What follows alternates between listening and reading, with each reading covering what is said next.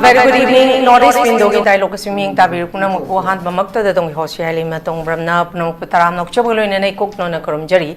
Kasi Northeast window na kanay na na gwi damukta pukachari bang asigi topic.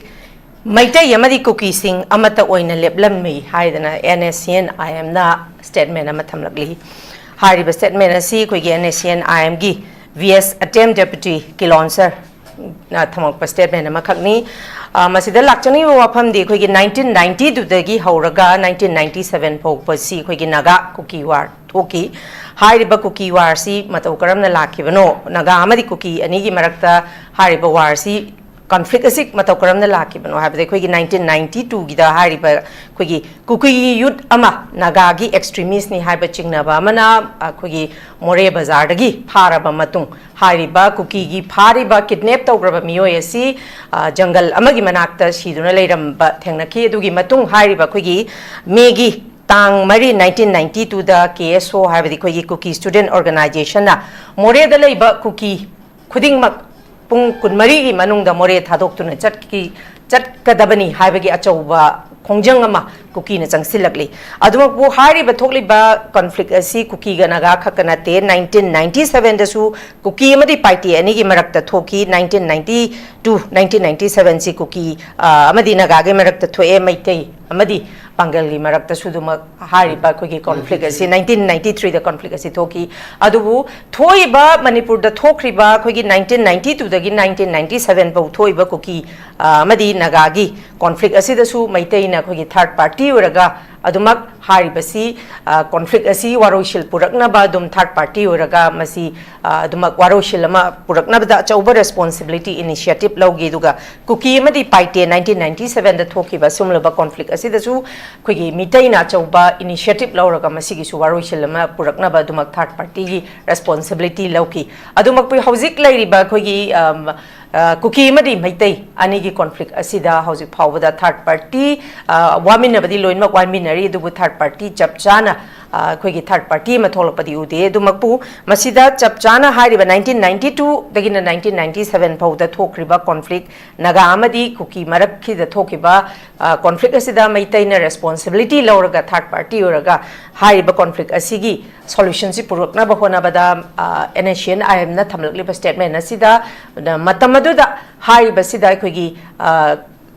Kuki singda Meitei na michang haipet sanglak tauba man bagi miyeng amakak uki haiba adum ba mami amakak tabaduna hari ba statement nasi thamakpo oigadra haina khali adumakpo handak su khoi haukiba khoi chatliba khoi tha sigi tang kungani thoida khoi muiwa chahi yangkhai gi matungda mahaki pokna phamda somdal da laki masidasu mahakna laklambaga aduga hojik thamlai ba statement sigasu masi interrelated lainabra mari lainabra haiba matang si koi hari ba pukachari ba topic asida dum khana ne jage aduga pukatli ba topic asi tongan ba panelist ahumak na saruk ya bigani han ba makta da panelist ahum sakaminga konan takcha bagi tanja dum tang myang pham thamjage han ba da khoi gi pabung KHAIDEM mani former acting chairperson MHRC pabung tara nokchari ani su da khoi gi oja JALAL president AMMOCOC JALAL busu tara nokchari loine na ngasi gi ahum suba panelist akhoi gi oja SHANTA NAHAKPAM secretary general UCM oja SHANTA busu tara nokchari ngasi gi pukachari ba topic akhoi gi Meetei Amadi Kuki sing Amata Oina Leplammi hai dana akhoi gi Nscn-Im gi Meitei dagi thamlai ba khoi ge sumlaba allegation haigadra statement haigadra masig matang da mari leina ba ihan han ba wahang se khoi gi pabung KHAIDEM mani da lakjage pabung khoi gi 1992 dagi na 1997 bokta thoki ba sumlaba Naga Amadi Kuki gi marak da thoki ba asumba conflict asida Meitei na khoi gi third party uraga conflict asigi marak ta chauba responsibility ma logi masida makhoi na uba miyeng gi matungina conflict asigi marak ta thoi ba sida khoi gi Meitei na Kuki gi da haipet kai hari ni michang ba man ba adum bagi mami makak ta ki ha bagi kaino makak su warola mas khara su khoi du mak ta ba phangje masi makna ngasi khoi gi Nscn-Im gi khoi gi VS attempt na thamlai ba statement si masi makna oigadra kari kamai ni yengbai pabung gi point of view da pabung tang thambi yam phajaba topic ni ojike aina bhap ta da ba ma le re ai di Naga Lucing Machine, Nagani Haribasing, Kuki Lucing Machine, Pangal Lucing Machine, I get Loina Rakabam Talite. I see Jacob Old Church in a high Master of Nandi Oveco. College Life Pangan Mayam Vodka Lee, the Kuki Malakta, Moiki Cookie Movement for Human Right, Nagana Sam of the Notion of them in a high and Tawi, the Nagagi Human Right of Wukotpada, Galone, the Basama Talite. Asmana Pula, when not like Pasida. Meetei Amadi Kuki Chingna Kukiga Amata Oina Naga Mayokta Leplammi. How is it not called Leplammi Hibani? Past tense. Yes, yes. See, I give Marup Atemna Hibani. I must see Kangmangam de Karmamatam da against the Naga. I couldn't maintain it against the Kuki, against the Meetei. Why Batan the Machamasadiliko? Meetei Amazon Meetei Gumna Banana Meetei anyone give Machana Pokpa, Pangan 93 give me whom the Kachulita Metal Medi Baptana Dana Pangan Mapu Mogdachi Meetei Tara and she. Although within 2 or 3 days or a year, she told Erga, Maya Manung Mapan Lady, Maya Mason, hey Yaro. Haiden Santa Hangideba, Mangani Tarani Kuni Yogideba. Yes. Adagi Kukiga Nagaga Toba 92 97 Bova Chaurapa Heroko. Asidazo Kukina Amatam to Giwani, Karasolop Leba, Nagana Kalab Leba, Mogi Michangiwana Teko, other Lebeda, Kamdokpada, Moina, Kuki Missing Chambu Manba, Adumba, Warubumasam, the Michang Dinateba, Karason Beduda, Nipuna, the Karasme, and a high with the Chumidana. At the Tongana. Hakte Antinaga or Adana, Aduga Kuki, she the Hector Summa Banahanato give us later. Aduna, I give Marupsina personally.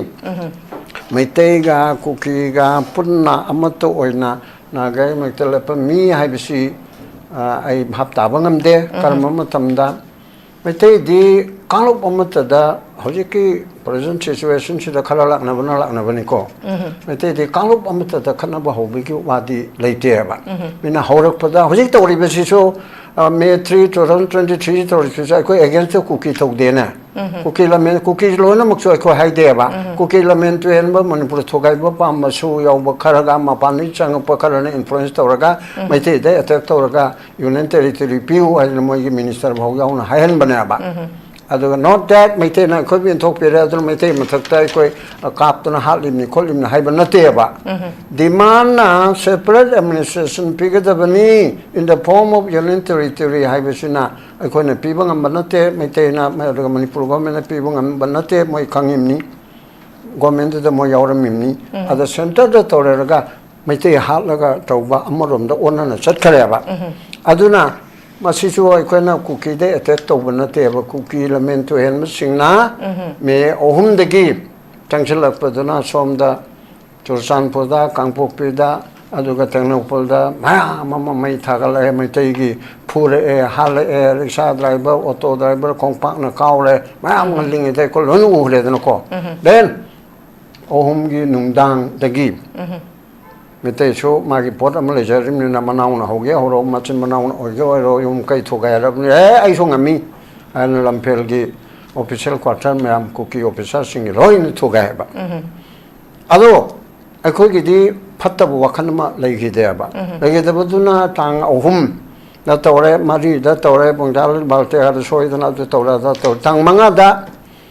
I saga Pulde Panjobunga, Deven Pasaspati and English. The particularly the King Gangtedo, Koimamna, MP Tagakin, and outer give. Yes, yes. Asigi Mangol the Hangmacha Leba, the Mamang the Sipino question like me Chachani Pan, put up there, Moina with the Karakoisaman, I quit the Koida than a Changaba. Otherwise, I quit the Moigi Antio in a Kande. As the Degia, I could get Matamduda, you Semgi, the Gia, Ipsagi, Mkogi Label, Mamchina, Chosan Putana, Teluba, Kanoa, Orimni. Koi Santa Way Boba. Adugi Mayam Cinematum to the Garito, Rega, Summer Pulka to Susan Butana, Cookie Tilurim Neba. Aduna, Me Tagi, Hogolapa, Tantara Matoni Tusha Wose. The Kid Mantri Aniga, Cookie Mele, Tara Moipulapna, as in I quay in Palsia, Cookie Canumong from Werega in a higher price, separate Torani, I know officially, President Toropa to give Matunda. The Chatok Chachin Karabia Toro Pedito Buni, aduga aina Meitei gi dana Meitei gi angang singa khoi gi Meitei gi Delhi gi organization kan khat panate ko ge sangchang u ho ba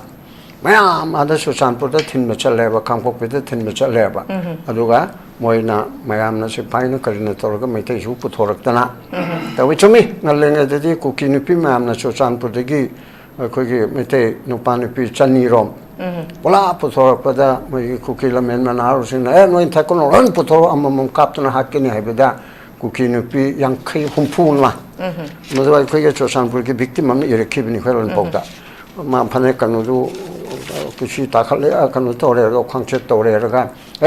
noi kadum to sokpa yaro hen toraga gari no hondor imna sumaina horuk pasina bani bu point di Meitei ba kangbu asina community amagi mayokta tauba hojik phawda leite ba hoji chu bhap ta da karana ha khoi gi chainem oiraba na pangan buja du dynamic karana haija bani na ko ada du chu serious one bolo no sahari ni adu de gi kuki har kana kuki lona mak haibe su yapon te ba ha ni gi lera ba chai chom chamri mamang da lejara padu di ka chu kai de na ada aiden jana hai gera adu native hai gera ma hajar sanu adu gi port adu ne ba adu gi port sida hoji aikoina kage mati aikoiga wakalda chamna lege bu June 18 haibasi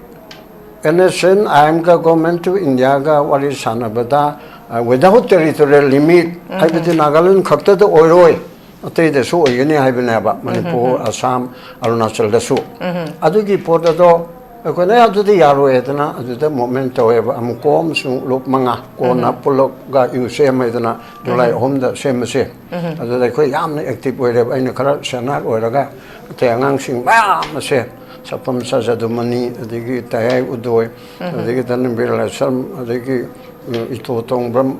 anan ma ma se adigi MSU gi mayam yauri UPF ki mayam yauri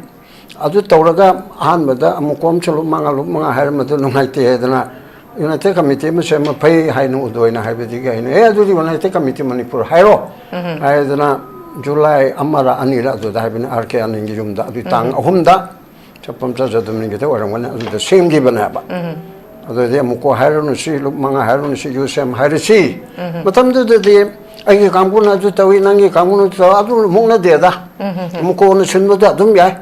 nongalaga tang trama jun ge trama dra leaders meet kain to bodo adum lai adigi chhatra sing praman da koi MSU go ra me adum houdana chali matam de noi kamun har de khoi yaro e khoi kamun har de noi yaro he bisam ta leite ba oh namakta adu da yauri ba pot pon makta kuki khangde naga khangde adu dagi naga habidi individual niko adu gi toriba maya masin toraga kaino sida Bharat Sarkar gi matakta ho bana ba madu UNC na karina handak recently chair man gi swaida Meitei choi khoi waru ba kharle tamo ga hai be yawe o noina lana khanbani ai khoi Nscn-Im da naga da nate jun tran pan da tori duty noi nato na ma se sokta bani government of India ki government ki mayokta na ba then 2010 da chai mapan lerga brother muiba changane hai adu waren chu leiri amachu leiri de mayam si akhoi bu thogai ga do rabra naga tabe ere am punsing gani hairabedi naga integration hairabedi disintegration of Manipur haibani haibisi naga minister amana hairam bagi UCM gi 2002 ra 3 da adugi mapok nimit tawba amada hairam meba magi sobenar amada man no ga ai mantri de mam palaro naga me amna warogane Mr. Swainso naga integration si kare hainu da mana no ga disintegration of Manipur I'm not saying this guy man phagi to eba naga integration hairabudi disintegration of Manipur disintegration of Assam disintegration of Arunachal Nagaland lejara haibani haibi ge pochi tawdana tawda o haidana moina adu haiba aduna adu haibadagi June 18 du dai ko ge naga ge mayokta Nscn-Im ge mayokta to nate ba adu ko megi tawdana ngangna dana le riba moi mam dagi adu tawrena da tawrena haiba du 2010 da brother muiba matam de am active oil ko makhan da sola kan ni mayam tawro wa tawro la kan ni es adu di inai tanarani kamang na da ya dun la an ganu hai dun mayam masina tawrega ibo bida 그게 수노란짓가 비렌스 야오르나 또는 MLA 미니스터 오이나 아다 노장은 베야로이 하이나 마얌신의 프레셔 피베데기 프라나 무커지 그 치담바람 안토니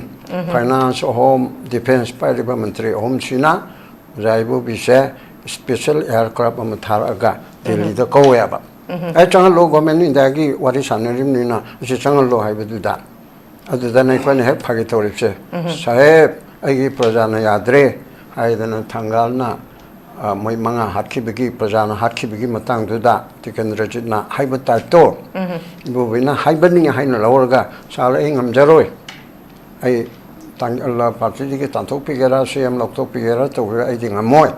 hai aduna ni bubigi magi akoina magi phattabi ara le me ai ko adu sigi era suda magi central leadership na haibada कोई प्रजा के तंग तलने ले पा अदुगी तंग ताई कोई नहीं बुबी थागल ले बा मागे हाथ पर नचनो पाइलिते हाथ दु दा हाइबे दुना अमनी को अदु मिगे पोट अदु तौगी ब पोट अदु दा मा चंगन बदु प्रॉब्लम ओइनी हाइदना लाद्रे अदु दा नगा अमा अनि माउद को चिरे अदु सुनोंगते अदुगी अदु माइन तौदना चई त्राम नागी ममांगदा तौगी बदो हौजिक्ति अहल ओइरे यामदो 93 Junction la chomna mayum da lakning haire adegi mayam sukhare yaubiu ana koi ge kano majority kangbugi adegi pangan su yaubiu aduna jalan ko su lai adogai koi sama beng asana amoi na chale adegi di angang sing kokomi gi amuko gi fox gi la adogo pangan ge su miraj hoi adegi kano su jalan chi laktana koi mam to ai koi na matu da chatpa du da koi bu mong ta na opi de na tra ga koi bu wang han de kholan de hai bu du kin pola mani ko da kar su leite leite di mi ge leader ma ge community ko na laksa ba koi na manipuri ma sa mu oina yes na koi na yom tha do ram ni na koi su nang lak pa do hai na to bi ru bana ba kana ko man la na khala ga waru bu sawi koi manipur kai be ade na number 1 da lawri be yam na papuna karigino nagat manipur thokai pa pamadu da ok cha lu de na no sidi mioi ba moina opposition tawdro Rahul Gandhi ga Narendra Modi gi bu nungsina bro khoni yang bada amana ha adu bahut chor amana karina balak kare aba sabalak angang oi bedo ade paribar gaina ani chu unaba yadaw ani se karam matam da puli operation sindur da Congress ki इंग्राजी हाइबा ससी थारुडो America द थाई मानसु याय मोदी बु याम कनियतपा मुस्लिम की लीडर ओवाईसी अदुना दुबई दा Arab country Singh the Thai और एनसीपी की लीडर नपे मचा कनुगी कोगी हंदगी मचा दो असुलिया अच्छी कदाई दोनों में थाई ऑल पार्टी की थाई बदले कांग्रेस का आदि बीजेपी के याना भी आने तो बोलते हैं आदि की पोट आदि तवया बा आदि मग कोई की स्टेटस नहीं है बनते आई की करवली का आदि दा मागे आइडियोलॉजी का आई का मानते तो बन अमनी में की नाबे खुदाई हंगम थोक तो बाबुंग आई मरा कम तंग थच्चे के बाबुंग नकल में रोम दा हज़ी कोई की 2001 दा विदाउट टेरिटोरियल लिमिट सी दा मी हुई तराग निपान ले तब दोनों मरम और कांदा कोई की जुन की तांग तराग निपान खुदिंग मग से कोई की निमित से कोई की जुन अपराइजिंग डे ना हाइरी अदुम को पाबुंग न थंबी के बाबम दा हाइरी बजुन अपराइजिंग डे सी अगेंस्ट अखोई सी एंटी नगा ओइना पांगथोकपति नते वाफम अमदु थंबीरी अदुम को पाबुंग मसिदा पाबुंग देना लाक्चनिंग से हाइरी बा कोई की विदाउट टेरिटोरियल लिमिट से नमरम और कांदा कोई की मी तराग निपान सी करे अदुगा हंदक महाकना तांग कुनगनी थोई द लाकी बसिदा मतमदुदा हाइरी बा कोई की यूसीएम बु ओरो फोक्स बु ओरो कोकोमी बु ओरो everyone is against them habidi magi demand du yaning da bana maram oiraga adumakpu babung handak mahakna lakpada chatluri basi hoi babung na su yam phaja wafam budi habiri ko hoi idea of manipur da hoi ji amata oina chatpane budi habiri ba adumakpu miyamna hangna bo wahangda adu betaragadi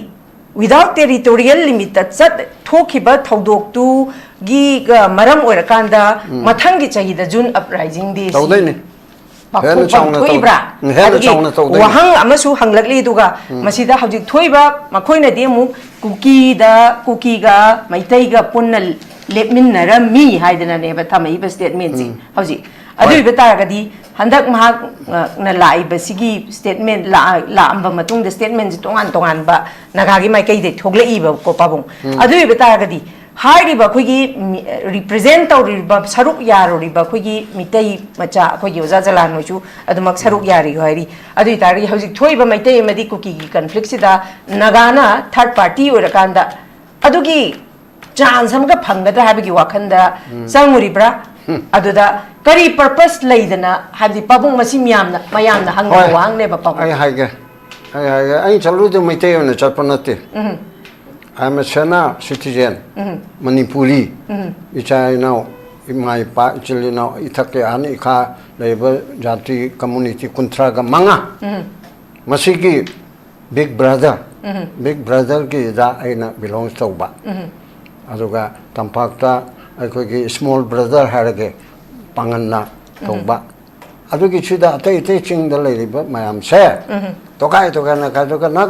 the cookie and Manipuri official, the latrine. Radio program, the Naga program, cookie program labor, Tankul program delay, Didike the Sunni, Adukamau program lay, Kabui program lay, Paite program lay, Tadu program lay, a city layaba. Official or any cookie hypermobility land hapkiko. Ado any cookie program hypum say out there. Aduna Masida my Magi Tongan, but I think Meetei program and say out there. Manipuri Pau and Yahweh. Adugum Bagi with the Kaibalite, Adiga Amana Lamase, Manipur square kilometer, listen Kunitoga, Song Kuntare chair. Meitei Kapteginate, Naga Nena Kanariba, Cookie Nena Kanariba, Pangan Nena Kanariba, Ashikakinoteba. I go Punamakina about Supreme Court na, I engage Matungina, state Amagi land chair. Land does not belong to individual. Homagi Lena Bab Kazna Loraga, people in Amaniko, Manipur Gisingilam Punamat, Manipur State Kini, Tampakilam Punamat, Manipur State Kini, Manipur State Ibidi, people of Manipur. Asiki pro oigadam neba. Aduda nange naga cookie Meitei wato corona. Lamgi matang the imung manung babai cha manga po badi ashi awang tambuchun ain laurani si tawrim tawnari midna. Aduna adugu magi tawna jabune na khalaga andak chaki badaso naga ki karigumba apamale rambe leijau. Adagi cookie ga apamale leijau. Ekodi Manipur kaibe yaroi. I was number one. Manipur Kaibo Yaroisida, Nana Uri the demand Ama, I could get Samudra May, the Dalanama Sabiu, and I don't tell demand. I do they get no Mitchell, no Cholong the toll low, and a cookie and I. Others don't tell look. Tell the book. Low Gikari Kanda, Han me Aroi, but I know itself. But Sarkana Manipur Togaibangam de. Manipur give me come up Amana, Pangalna, Meitena. As the cookie Nagana, Manipur Togaibangam. Masaya Article 3 say Manipur apply to Buddha Yaroi. Me Halabudi than the Panganepsi law Nidana. As a minor Article 3 is in a Baraki Parliament, Macheta Malotoga, Machela, Hapton Mangami, Shakti Dunaba. Adu lay than me had Popunamuk than the Pangania than Heta Pangro. Masala the Pangyade. As Article 3 is in a Sterama Togaibi Yai, either a Manipur Togai. Cookie Joe Hypam Pirici, Nagajo, Nagajo, Nagaki, Homeland, Ama, Garthana Nagalim Pirici, Hybeshi Sakan Amdeba. Karinoibu, 1947, Ningtam gave up 15 August. I think Mamang Daddy, Pakistan, Hindustan, and Lereko. Ningtamba 47 gi, Matu 1950 gi, 26 January, the Constitution, Chapatagi D. Communal da Yumpamura State, people Yateba. Hindu ga, Muslim ga, Kanare, Aduti, Karnataka, Sina, Muslim state, other Amakanoshin, Andhra Pradesh, Hindu state, Hainato, we are there. Adudigi, Kanglupamaga, Kanglupama, Marathiga, Aduka, Kanare, Hirona, Teluguga, Telugu state, Sina Aduki state, Hainato, we are there. This is law. Or the Article 3 to the Mayak Pandrin, Article 3 to the power of Piram Bani. Sigi glass station, Yauri and I have seen the Aina Taktaladi. Aduna Article 3 Aduna Marmu Konani Satibnico was a key present BJP Misagumba and Hunmadinate, Mana Togai Gedi, Yada Podo Jammu Kashmir, towing his Togaidana, Supreme Court na Warueba, Togai Yada Argaso State Amo, and Amu, Chumana Towishidi, Tumdena, observation period never. I don't go many policy in a parliament, pass of Nina. Why I don't get a ching about delay. Aduga. Huziki Port Sida Supreme Court question Tona Kadarimna, Manipur Gisa, Kuki Jogi Union Territory, PA, I say Curry Ground the Piduriba. Other Mamti Yaudri, but Telangana State Oigiba, Andhra Pradesh Toba, Adagi Jharkhand, Bihar Toba, Uttarakhand, UP Toba, Chhattisgarh, Bedavas over the Mimaram Chayaba. Gamengi, administration, I go to that district Trato, Topogumanaba, at the pen me pen the money. Ado Communal line, Meetei Kuki, Canara, Kuki territory, Ama, Nagana, so Remusho, Kanome, Nagagi territory, Ama, Shiagadro. Lona Yadabigi Matata, Manipur, Riba, Tokana Taningi, Bekangushi, notable Muri, but Punamakna, June 18 gi Paradigi double Tora Canava. Toshanama, I coina guarantee people, Manipur, Pen, and Nabalino, another Ramin Cookie, Jogi, Canoma, Shaman, hell of Torapada. Return Nagaland, Naga, Papa, Mam Chatu, Toran, and hell of Torapada. Issue warning. Autopada eagle of Hong Cheng and me, Lishing Manga, she had a canava, Lishing Tara, Lata. Mother woman to Indan, young Lady Agadra. UN, you see Pagi Tarakadra, Americana, China, Kari Harakani, Namoy, Narendra Modi na, Mijoramda, Rajiv Gandhi, Indirana, bombing Tokibedo, Manangasi, what was however, I could do Toroy. Or to Toramadi, Cookie terrorist, is the no Mahakta Loinie. ꯑꯩꯈꯣꯏꯒꯤ ꯅꯣꯡꯊꯛꯇꯒꯤ ꯀꯥꯞꯊꯕꯗꯀꯣ air strike ꯇꯧꯕꯗ ꯑꯗꯨ ꯇꯧꯔꯣꯏ ꯍꯥꯏꯗꯅ ꯄ꯭ꯔꯤꯊꯤꯕꯤꯒꯤ ꯃꯃꯥꯡꯗ ꯑꯩꯈꯣꯏꯁꯨ ꯆꯣꯞꯄꯅꯦ ꯇꯧꯔꯦ ꯑꯗꯨꯒꯨꯝꯕ ꯐꯥꯎꯕ ꯇꯧꯕ ꯉꯝꯃꯣꯏꯗꯕ ꯇꯧꯔꯕꯁꯨ ꯌꯥꯔꯣꯏꯗꯕ ꯄꯣꯠ ꯑꯣꯏꯕꯅꯤꯅ ꯃꯅꯤꯄꯨꯔ ꯀꯥꯏꯕꯗꯤ ꯑꯩꯈꯣꯏ ꯆꯥꯎꯊꯣꯛꯅ ꯀꯥꯏꯔꯣꯏ ꯍꯥꯏꯅꯤꯡꯉꯦꯕ ꯑꯗꯨꯃꯛꯄꯨ ꯑꯗꯨ ꯍꯥꯏꯗꯅ ꯍꯨꯏ ꯈꯣꯡꯗꯅ ꯂꯩꯕꯗꯤ ꯌꯥꯗꯦ ꯑꯩꯈꯣꯏꯒꯤ ꯏꯆꯥ ꯏꯅꯥꯎ ꯑꯣꯏꯔꯤꯕ ꯂꯩꯃꯤꯟꯅꯔꯤ ꯃꯌꯥꯝꯁꯤꯅ ꯑꯩꯈꯣꯏꯒꯤ ꯒ꯭ꯔꯨꯞꯇꯤ ꯍꯥꯏꯅ ꯇꯧꯕꯅꯤ나 ꯑꯩꯈꯣꯏ ꯍꯣꯁꯇꯦꯜꯗꯤ ꯂꯧꯒꯗꯕꯅꯤ ꯑꯗꯨꯅ ꯑꯍꯥꯟꯕꯒꯤ ꯂꯣꯏꯁꯤꯜꯂꯛꯄꯗ ꯃꯤꯇꯩ ꯑꯃꯗꯤ ꯀꯨꯀꯤꯅ ꯅꯥꯒꯥꯒꯤ ꯑꯃꯠꯇ ꯑꯣꯏꯅ ꯃꯥꯌꯣꯛꯇ ꯂꯦꯞꯄꯤꯁꯤ ꯂꯦꯞꯄ ꯂꯩꯇꯦ ꯑꯩꯈꯣꯏꯒꯤ ꯃꯔꯨꯞꯅ ꯇꯥꯕꯤꯔꯕꯁꯨ ꯑꯗꯨꯝ ꯑꯩꯅ ꯍꯥꯏꯔꯤꯁꯤꯅꯤ ꯂꯦꯞꯄ ꯂꯩꯇꯦ ꯑꯩꯈꯣꯏ ꯃꯅꯤꯄꯨꯔꯒꯤ ꯑꯄꯨꯟꯕ ꯋꯥꯟꯅꯦꯁ ꯃꯩꯇꯩ ꯅꯥꯒꯥ ꯀꯨꯀꯤ ꯄꯥꯡꯒꯜ ꯑꯗꯒꯤ ꯍꯦꯛ ꯃꯩꯇꯩ ꯃꯅꯤꯄꯨꯔꯕꯨ ꯁꯧꯒꯠꯀꯅꯤ ꯍꯥꯏꯅ 1961ꯒꯤ ꯃꯃꯥꯡꯗ ꯂꯩꯔꯕ ꯃꯩꯀꯤꯗꯤ 51 ꯍꯥꯏꯒꯗꯕꯅꯤ ꯑꯗꯨ ꯂꯩꯔꯕꯁꯤꯡꯗꯣ kanana indigenous no kanana native no adi kanana original no kauningba koro hainingba hero koi polap na mapane sangpa Myanmar ki sangpa Bangladesh ki sangpa Manipuri sunataba hana lerma sunataba singachi tantu erga koi amatta oina maning tamba marom dom lepa Manipur ama sovereign shakti leba Manipur ama koi sovereign demand to godam leba sichulana khangeni gamengi chaidi lari haitaba singna we koi sovereign status ama tanba yaba adu karida Supreme Court na haibigi matungina state ki list number 2 sa masi state ki sovereign power ni Supreme Court na hayaba aduna tongan ba koi ke mapok nami kana ge tobuda wala saba kangbugi ga tobuda aina chauthok na hayaba koi noina sovereign status hanjil hangani haibse haibi yabani malamdi state ke sovereign pi haibani na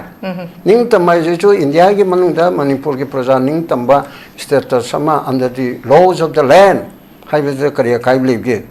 se ko myam chi khangnaram da sovereign already ning tamba yawloi gi mating pangma man kari mating pangdri ba mating pang ki dakar lite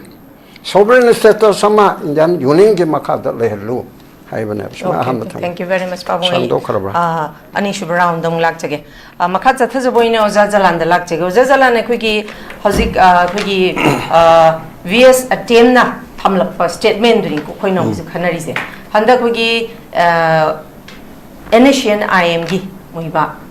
mahaki homeland visit taram bagi matungda high statement si khatana tana statement amasu thoi kuigi mat high statement sina mo kuigi Anthony Ninkan Simrena kogi Nscn-Im gi army gi chief na tholak statement amadana mo kogi Nagagi freedom movement is based on the fear of God haibidi kogi Nagagi struggle se holy war ne haba statement amsu thoi ko ozajala masi kari haini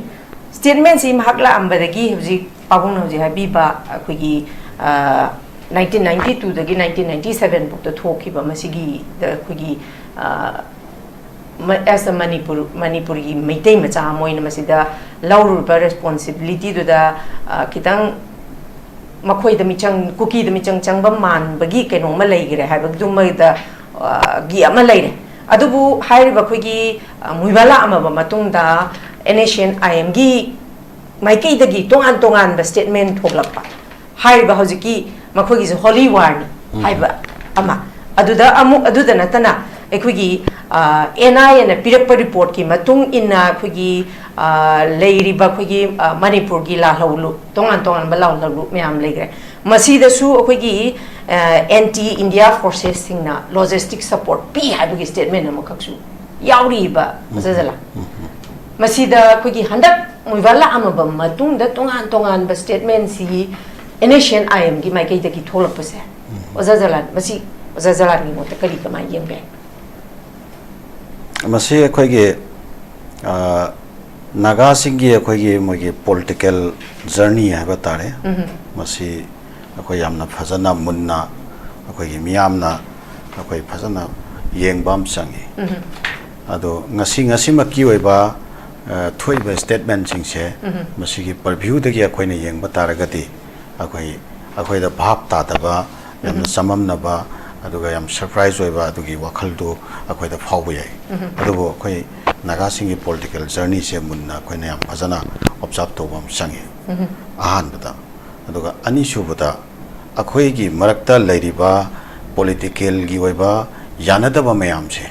masi kamaina akhoi engage togadage masi kamaina solve tonanaba aduga akhoi gi mausa dagi leijarakpa akhoi gi puari na pipiraba adugomba akhoi punna hingminabagi coexistence se kamaina ngakadagi amasung masiga mari leinariba akhoi gi historical territory se masi kamaina akhoi protect togadage haba sigi hiram sirishida akhoi yanadaba nangnadaba hainadaba haiba pot ama leitana akhoi khenaba mayam se masi engage tonaraga phajana ngangnaba hainaba aduga dialogue toba wari sanaba sigi process amaka koi mathau taba layena adumaina thamjake tahan bada koi Naga gi political journey aba nakalam ramda kuki sing iso moi gi oiba tongan ba dreamland amagi tongan ba journey ama leidoini ko sigi su akhoi jorakpa akhoi na munna yengba yaba hiram khara akhoi leigara na khali to Naga gi do akhoi hana akhoi sum ketang mayam na khangbi ba ngatani ai ketang remind tawjake akhoi ahan bada akhoi na sum khangjabada Naga singsi akhoi makok sung area haba Nagaland gi hojik lariba area se dagi Naga gi political movement si haurai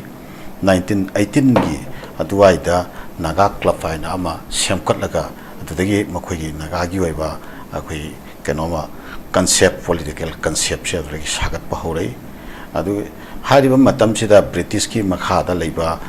matamni akhoi Nagaland su aduga manipur su Nagaland chi Assam gi manungda leramba dumba lamamani sumaina leiba sida Assam gi manungda leiba Naga Hills district haina leramba du manung chanba makok sung haiba area se gi horpa moi gi political journey mani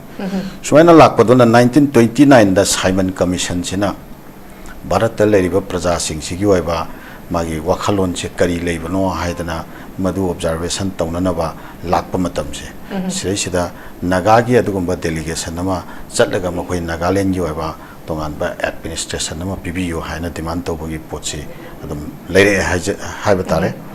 adi makha tarakpada 1946 yorakpa swaida akhoi angami jafau phijo haina khangnawa AZ phijo sigi leadership makha sida akhoi NNC se masi establish tawbagi wafam lai ni makha tarakpada 1951 swaida makhoi Naga gi tongan ba akhoi gi miyam se India gi makha da legara leiroitra haibna chingwagi kainoma akhoi makhoi na di referendum lawi hai nataga madu kadai phawba chumimna chumdamna subject to correction ko adum bagi tangka ama leiki hai si makha tarakpada 1956 ta moisi nomoi paibagi movement lakhre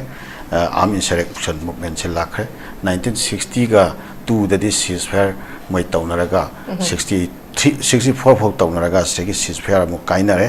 adui matam da gami jafu phijo se London da mu exile tawre dui makha tarakpada muiba si hojik hariba mayamna kano tawriba handak sida laiba koi muiba se 1964 dagi ma se kano da NNC si da join tawre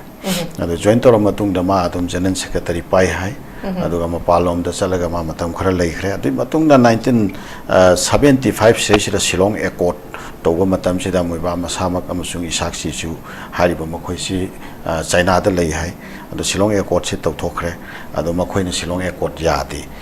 tawthokre ba Shillong Accord se moi right phangde na yade hai sida Shillong Accord ki matung dai di anti Shillong Accord party ha ma Shillong Accord party ha ma ani thok thore adu matungna 1979 swaida makhoi gi Nscn hai ba si amuk form tawre matam sida moi collective leadership haidana haujiki isak su sine aduga moiba ne aduga khodau yanthang haibamne adagi akhoi khaplang haibamne makhoi singse pullaga semakpa Nscn semakpa tangkal leura matungda 88 adwai da makhoi semu kainare khaplang group IM group adu IMC ceasefire da 1997 da August ki tangwan dagi lakpani 2001 da Bangkok agreement lakpa kanda without territorial limit lai atudagi akhoi asowa movement tore October 18 gi leikhre June uprising sumai toraga moi journey ma lai aduga aroi bada makhoi se Naga framework agreement 2015 sini moina pairis sirei sida makhoi Naga singsina makhoi gi oiba political gi oiba moi gi inspiration moi gi dream se masi kaigum matam da makhoi yamna submissive oina lei kaigum matam da makhoi passive oina lei kaigum matam da active oina lei kaigum matam da makhoi yamna tolerant oina lei kaigum matam da makhoi tongan ba policy program me amama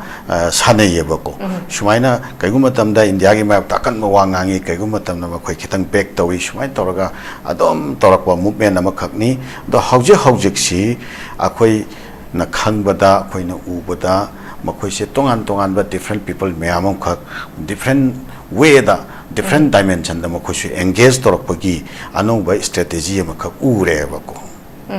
ada masi matam amada akhoi gi Naga singsina makhoi gi Nagaland gi oiba greater Nagalim gi oiba makhoi dream ma leraga su adugi demand du da makhoi gi chapchaba mogi political consciousness makhoi gi political kan mindset che tu da lejaba taraga su north east leriba tongan ba lalhoba group singche masi moi engage tawebo moina logistic support pi are tactical support pi tongan ba makhal gi makhoi support me amam piraga laego moiga engage tawna la even akoi siragi manipur gi waina lariba manipur gi lalhoba sing phawbada tongan ba lalho lup sing che masing ngalingai matam dagi haba tare akoi makhoi ga engagement atum leinarakpagi akoi history layeba ko tabo hariba sing che makhoi gi engagement tawreiba sing che makhoi gi oiba tongan ba strategic oiba policy program amagi makhada toropani kaidong nungda Naga singna makhoi akoi gi leiriba manipur gi territorial integrity se masisida akoi kano tawrage compromise tawrage akoi yanabam purage habagi wakhallon che thamakanda engage toropagi potum di sulai leite hajaribo adna handaksi matam kharagi mamangda akoi hujik laiba tingaleng muiba se masina akoi 1922 gi March thada oiramgani madu subject to correction ko mana hage the real indigenous people of Manipur are Nagas and the Meiteis only hierarchy ko masi hierarchy matam sida akoi na mayam na khanaruri bo wakhalon china mahaksi Nagaland gi adu batongan ba group mayam khakna tawriba dealing makhoi gi tawriba attitude tawriba mayam china masi ningba kairaba jala akhoi leiriba sida khenaba mayam am leiriba akhoi Meitei sing ase masi machin manau ni habi wakhal mangonda la abjala wakhal honga abra akhoi mayam se engage to wakhal la abra haibna singba akhoi soft corner khara mayam da matam da leina batawna akhoi ui adugo khara lerakanda madugi makha tarakpada akhoi Kuki ga Meitei ga ani gi marakta su akhoi crisis 2023 dagi crisis ama violence yauba crisis ama thore yatana ko ado Kuki na makhoi gi oiba matam sangna sagalakpa makhoi gi strategic oiba ado men meama laktana matu defend tawbagi khotpagi Meitei side te su lerakpani na ajese violence conflict lakpa matam sira Naga singsina yam phajana hai singna hantu oga nakal ani maktagi equidistance tawraga nakal ani makta akhoi gi marup mapang oibagi wakhalon da sodum thamaga mausa akhoi naga singna khoi kuki singda khoi ga kuki singa tauna khiba 1992 dagi 98 phawgi matam se sida moina apamba moina tawning ba thabak khara tauna ba hotna bada madugi khudong chaba khara wat khiba adagi phang khitaba madaida khitang makhoi da disadvantage oi khiba state ki level dagi waro natraga CSO singi level dagi waro akhoi people singi level dagi waro makhoi da akhoi ethnic cleansing hai ga genocide hai ga tu bagi mong tu makta makti as a human idea of manipur ki concept ta manipur kanna bagi concept ta madugi pot sing tu makti akhoi ayaba manipur ki leriba meitei sing sidai phang khitaba adum bagi tangka khara laikhiba adu makhoina misinterpret toraga moigi apamba tu data makhoida facilitate tawde haina lan understand toraga madugi wakhal madugi nungai taba madugi tharum do madu haujikta akhoi kano sina honorable deputy ato kilon sir haigatra makhoigi oiba mamieng dagi haijage adu sina hu phongdo wa famsi aina uzazalan da lakchaningi se hariba thokriba 1990 ga 2 dagi 1997 sida makhoigi makhoina khitang tharum dawraga leirambaduna ngangpane haibamju hairi boza adumakpu masida ngasagi 2001 gi khoigi without territorial integrity kaino se limit se sigi matang sima ga leire adubu oza isamaksu handaki khoigi muibala pase magi homecoming sida oza hoishu dum saruk ya biri ne oza saruk yare yaroba matungda ne ba oza esa khoigi akoi si loima ki chile now ni idea of manipur da pabung su as a senior citizen moina saruk yarore adubu yaroba matung maduda manipur si machet amabu kaibe yaroi haidana khoi si punna indigenous ni akoi si chap manai haidana yarore boza aduga tongan statement di hojik si thamla I boza even kuki ga maitai ga punna chatmina rami haiba ma makoi Meetei Amadi Kuki na makoi se anti wini yengambagi statement ne boza thamai se masida oza ine laksani bo mafam di thokriba 2001 gi thokriba incident duga madu punam se kaw thoga idea of manipur gi wakhal da saruk yaro rakanda ngasi statement tongan ba thamak pase madu da oza hoina haidi miyam khoi ui adum khoi phiran pai dana hai dana tawba ui social media da nungai dana pendara phungdok pa mayam su ui adubu maduda chaluri badugi abadi wangang ba phangda gi wa nataba purpose amadi lebam thopra na khalle adu purpose se idea of manipur duda dum oidora oza kari masi matang je mayam hangyo za ten tak na thambiyo yo za sa dong laksake masi khoi ge yam sengna harakanda naga singi di makhoi gi Nscn gi di makhoi gi oiba mindset to madu yamna stick tawraga leibagi potuna ni hujik laiba potse but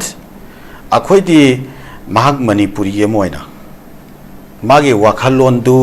akhoi tongan ba wakhalon ama oijaba taraga su mahak manipuri yemoina idea of manipur gi vision da manipur idea of manipur gi concept of mahak na manipuri yemoina lakpa matamda khena ba idea leiba taraga su as a human being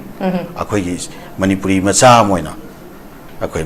mahakna ahal loirakanda lakpa sesida akhoina mangonda akhoi karsi kol loina humanity gi oiba adum bawa khalona makak akhoi utlakanda mahak lakpadu phawbudi humanity ground da akhoi welcome to from thui haiwa du gi wakhalon da khallakanda akhoi su sacharu bani ado chaluba matam sida hoi nasai uncle na su takpi gre akhoi manipur gi leriba CSO singi lusingba akhoi meamom khakchu akhoi adum yaubirami aregi akhoi senior citizen laktagi akhoi gi uncle khoi su dum phambirami da khoi su adum madu gi wakhalon dum chatpani masina it doesn't mean that masina makhoi gi nagagi hojik tholaiba statement singsida akoina compromise to gi wakhalon leire haina adumaina lawba yate aduga ani subada akoina chalibasi akoi gi oiba ichilina ngaktani khena bo wakhalon meyam ama leramba taraga su akoina matam punamakta nakoina ichilina ni haina khalakpa mikupto khorang na ngairi haiba adugi keno to akoi gesture to akoida pina nabagi damakta akoi setpani haina adumaina thamjage Thank you very much. Makhaja thazaboi oza Shanta dong lakchage. Oza Shanta hojik si statement ani sugre ko buthokri je. Ahum suba statement sini oza Shanta sida point ahum ne piri je. Point ahum sidang sai pabung na thamgi ba point si sudum yauri ba. Hari ba khogi BS attempt khogi deputy Kilonser Nscn-Im na thamaisi mahakna thamok statement sida yawsi Kuki na CC Purda separate oige hairadi Nagana full support pigani statement number 1 Kuki na amuka supazarake Kuki na CC Purda separate oige hairadi Nagada full support pigani hairi adudagi amu ani subada yes Kuki da full support pigani haba aduga Meitei ga Kuki ga amta chatminaroi ahom subada nga sai pabung nga sa pukatsari bang sige topic Meetei Amadi Kuki ani pulaga Naga gi Mayokta Leplammi haidana was a SHANTA statement si nahan wiba la amba matung the statement si Naga gi mai kai gi tongan statement tholaise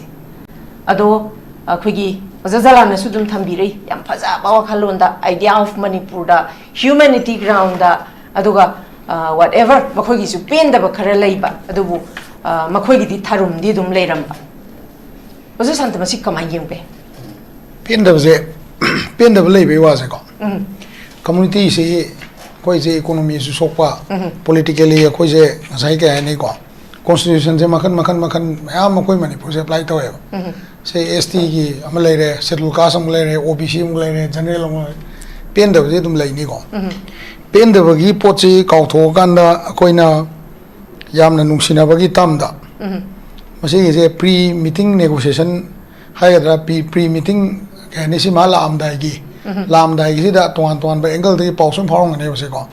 kakala su phawng ne kari maram gi lakpi hoina hairi no kari maram gi chattoi no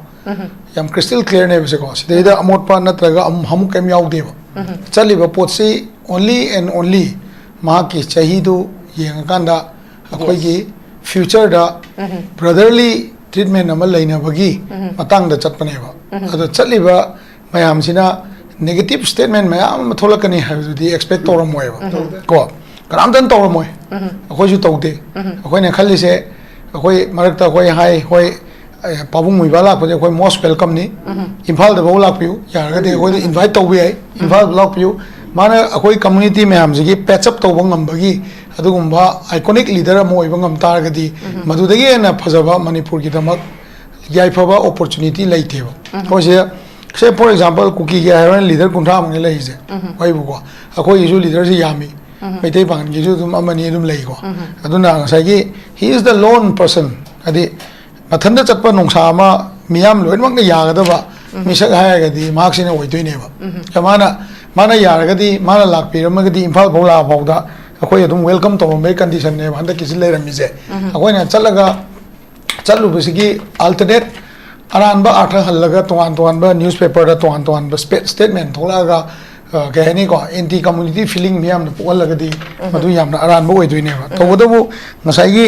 vs atem gi statement se Hindustan Times ta haiba di mai se Meitei gi against ngasi ba statement am ta thokri na e ba ko sigi social media statement jo koi verify to go tangai fa ta ka lai ba to bodabu akoi na chatlu bisigi alternative miam se yamna positive akoi na khut thangdo bodo yam positively thangdo ra ka man bu makti oide ha bi di akoi yam clear ne ba adi ngasai ai gi nationalism sagat pada kani ko ai nationalism sagat pa matam da ngasai apun magi saktam na kai tar ga di Meitei na to bo resu Meitei pangan na to bo resu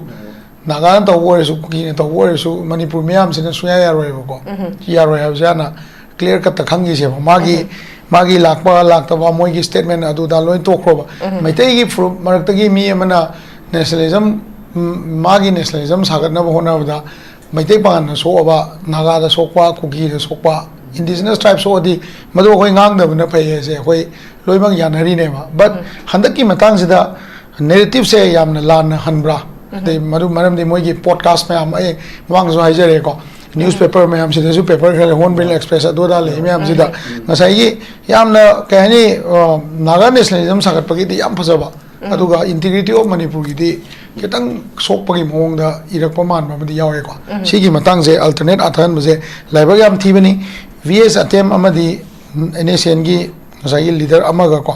मखोई अनीना statement पिरक प मतम दा कहनी को Naga national कोर्स की statement पीबा अखोई कैसु काइते मोगी नसाई मखोई ओइबा हिस्टोरिकल कनोम लाइसे लाइन ऑफ स्ट्रगल अम लाइसे मसी अखोई ऑनर तोई ऑनर तोदब नते but ngasai statement pirakpa matamda negative statement aduga akoina ngasi thangdoriba khut akoina changuriba jaga dubu honor tawdaba mawngda ade leidana ko akoibu ngasai gi tamo jalal loi kai mayam community loi yaurubase masi mayam je compromise tawgibagi mawngda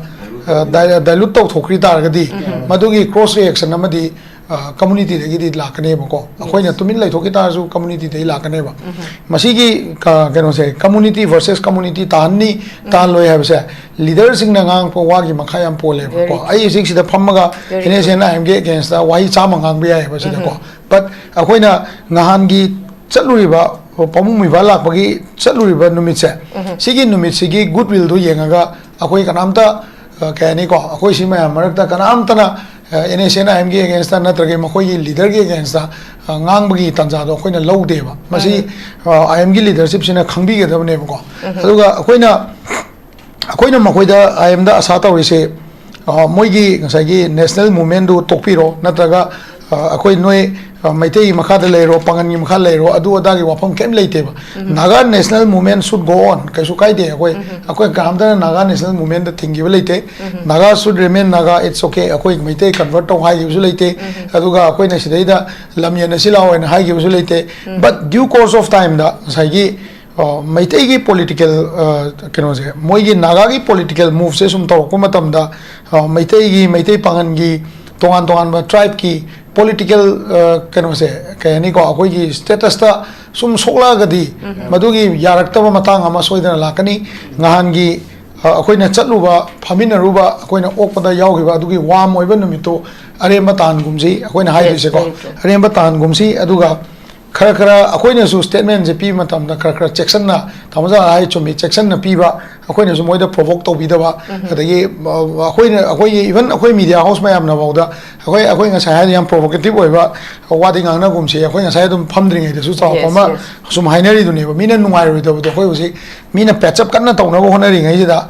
patch up to si su yamna negative impression da chala ka nga sai gi Meetei ga Kuki ga yana tabdagi akoi da patch up to pani ga na statement mayam ama khabar da tholok pasa si adagi hana Meetei ga moi ga pulla le mani ga na hai bose si poche yam phasada ba yamna unfortunate and kahani akoi gi leader sing da ngang ning da pot ne bose ko si poche ma akoi kangmi na ma tai phada bam lai ba akoi gi sidai da kenoni khena ba khra dilai akoi na mu khulai pai da ba miyam gi okay hai ta leader ne lai jabane ko makoi na mu khulai pai ba miyam gi leader ne lai jabane ani do khena ba miyam chang lai ko da akoi ni yeng do ji kai noi gan da akoi gi people gi struggles hai Manipur gi people gi struggles hai Meetei na torok struggles jing je it has always been for Manipur ai matam da akoi tribe different tribe mayam loi yaugani Naga sing yaugani Tangkhul sing yaugani Paumai yaurimni loina makki damak taw struggle ne ko Manipur gi Meetei mayam na nataga Meetei pangan na ko maruina akoina almost 53% population je akoina oira kana Meetei pangan ga Meetei ga valley de leba ko si punjal laga ko tribe sing jida akoina moi gi dignity nataga honor da ngasi baw challenge taw ru leite ba ko matam gi government na moina ngasai matam gi government hai tadi including those people moi vote karaba moi gi mute sing do maduda hana ta nebam thokne ba moi gi ngasai gi economy gi oiba dagi senthang gi oiba chakot thorang gi oiba award apa se moi gi leader sing do karai le mi cheng gi oiba award apa se moi gi leader sing je karai le mi ha moi dagi hana clarification logadam ne ba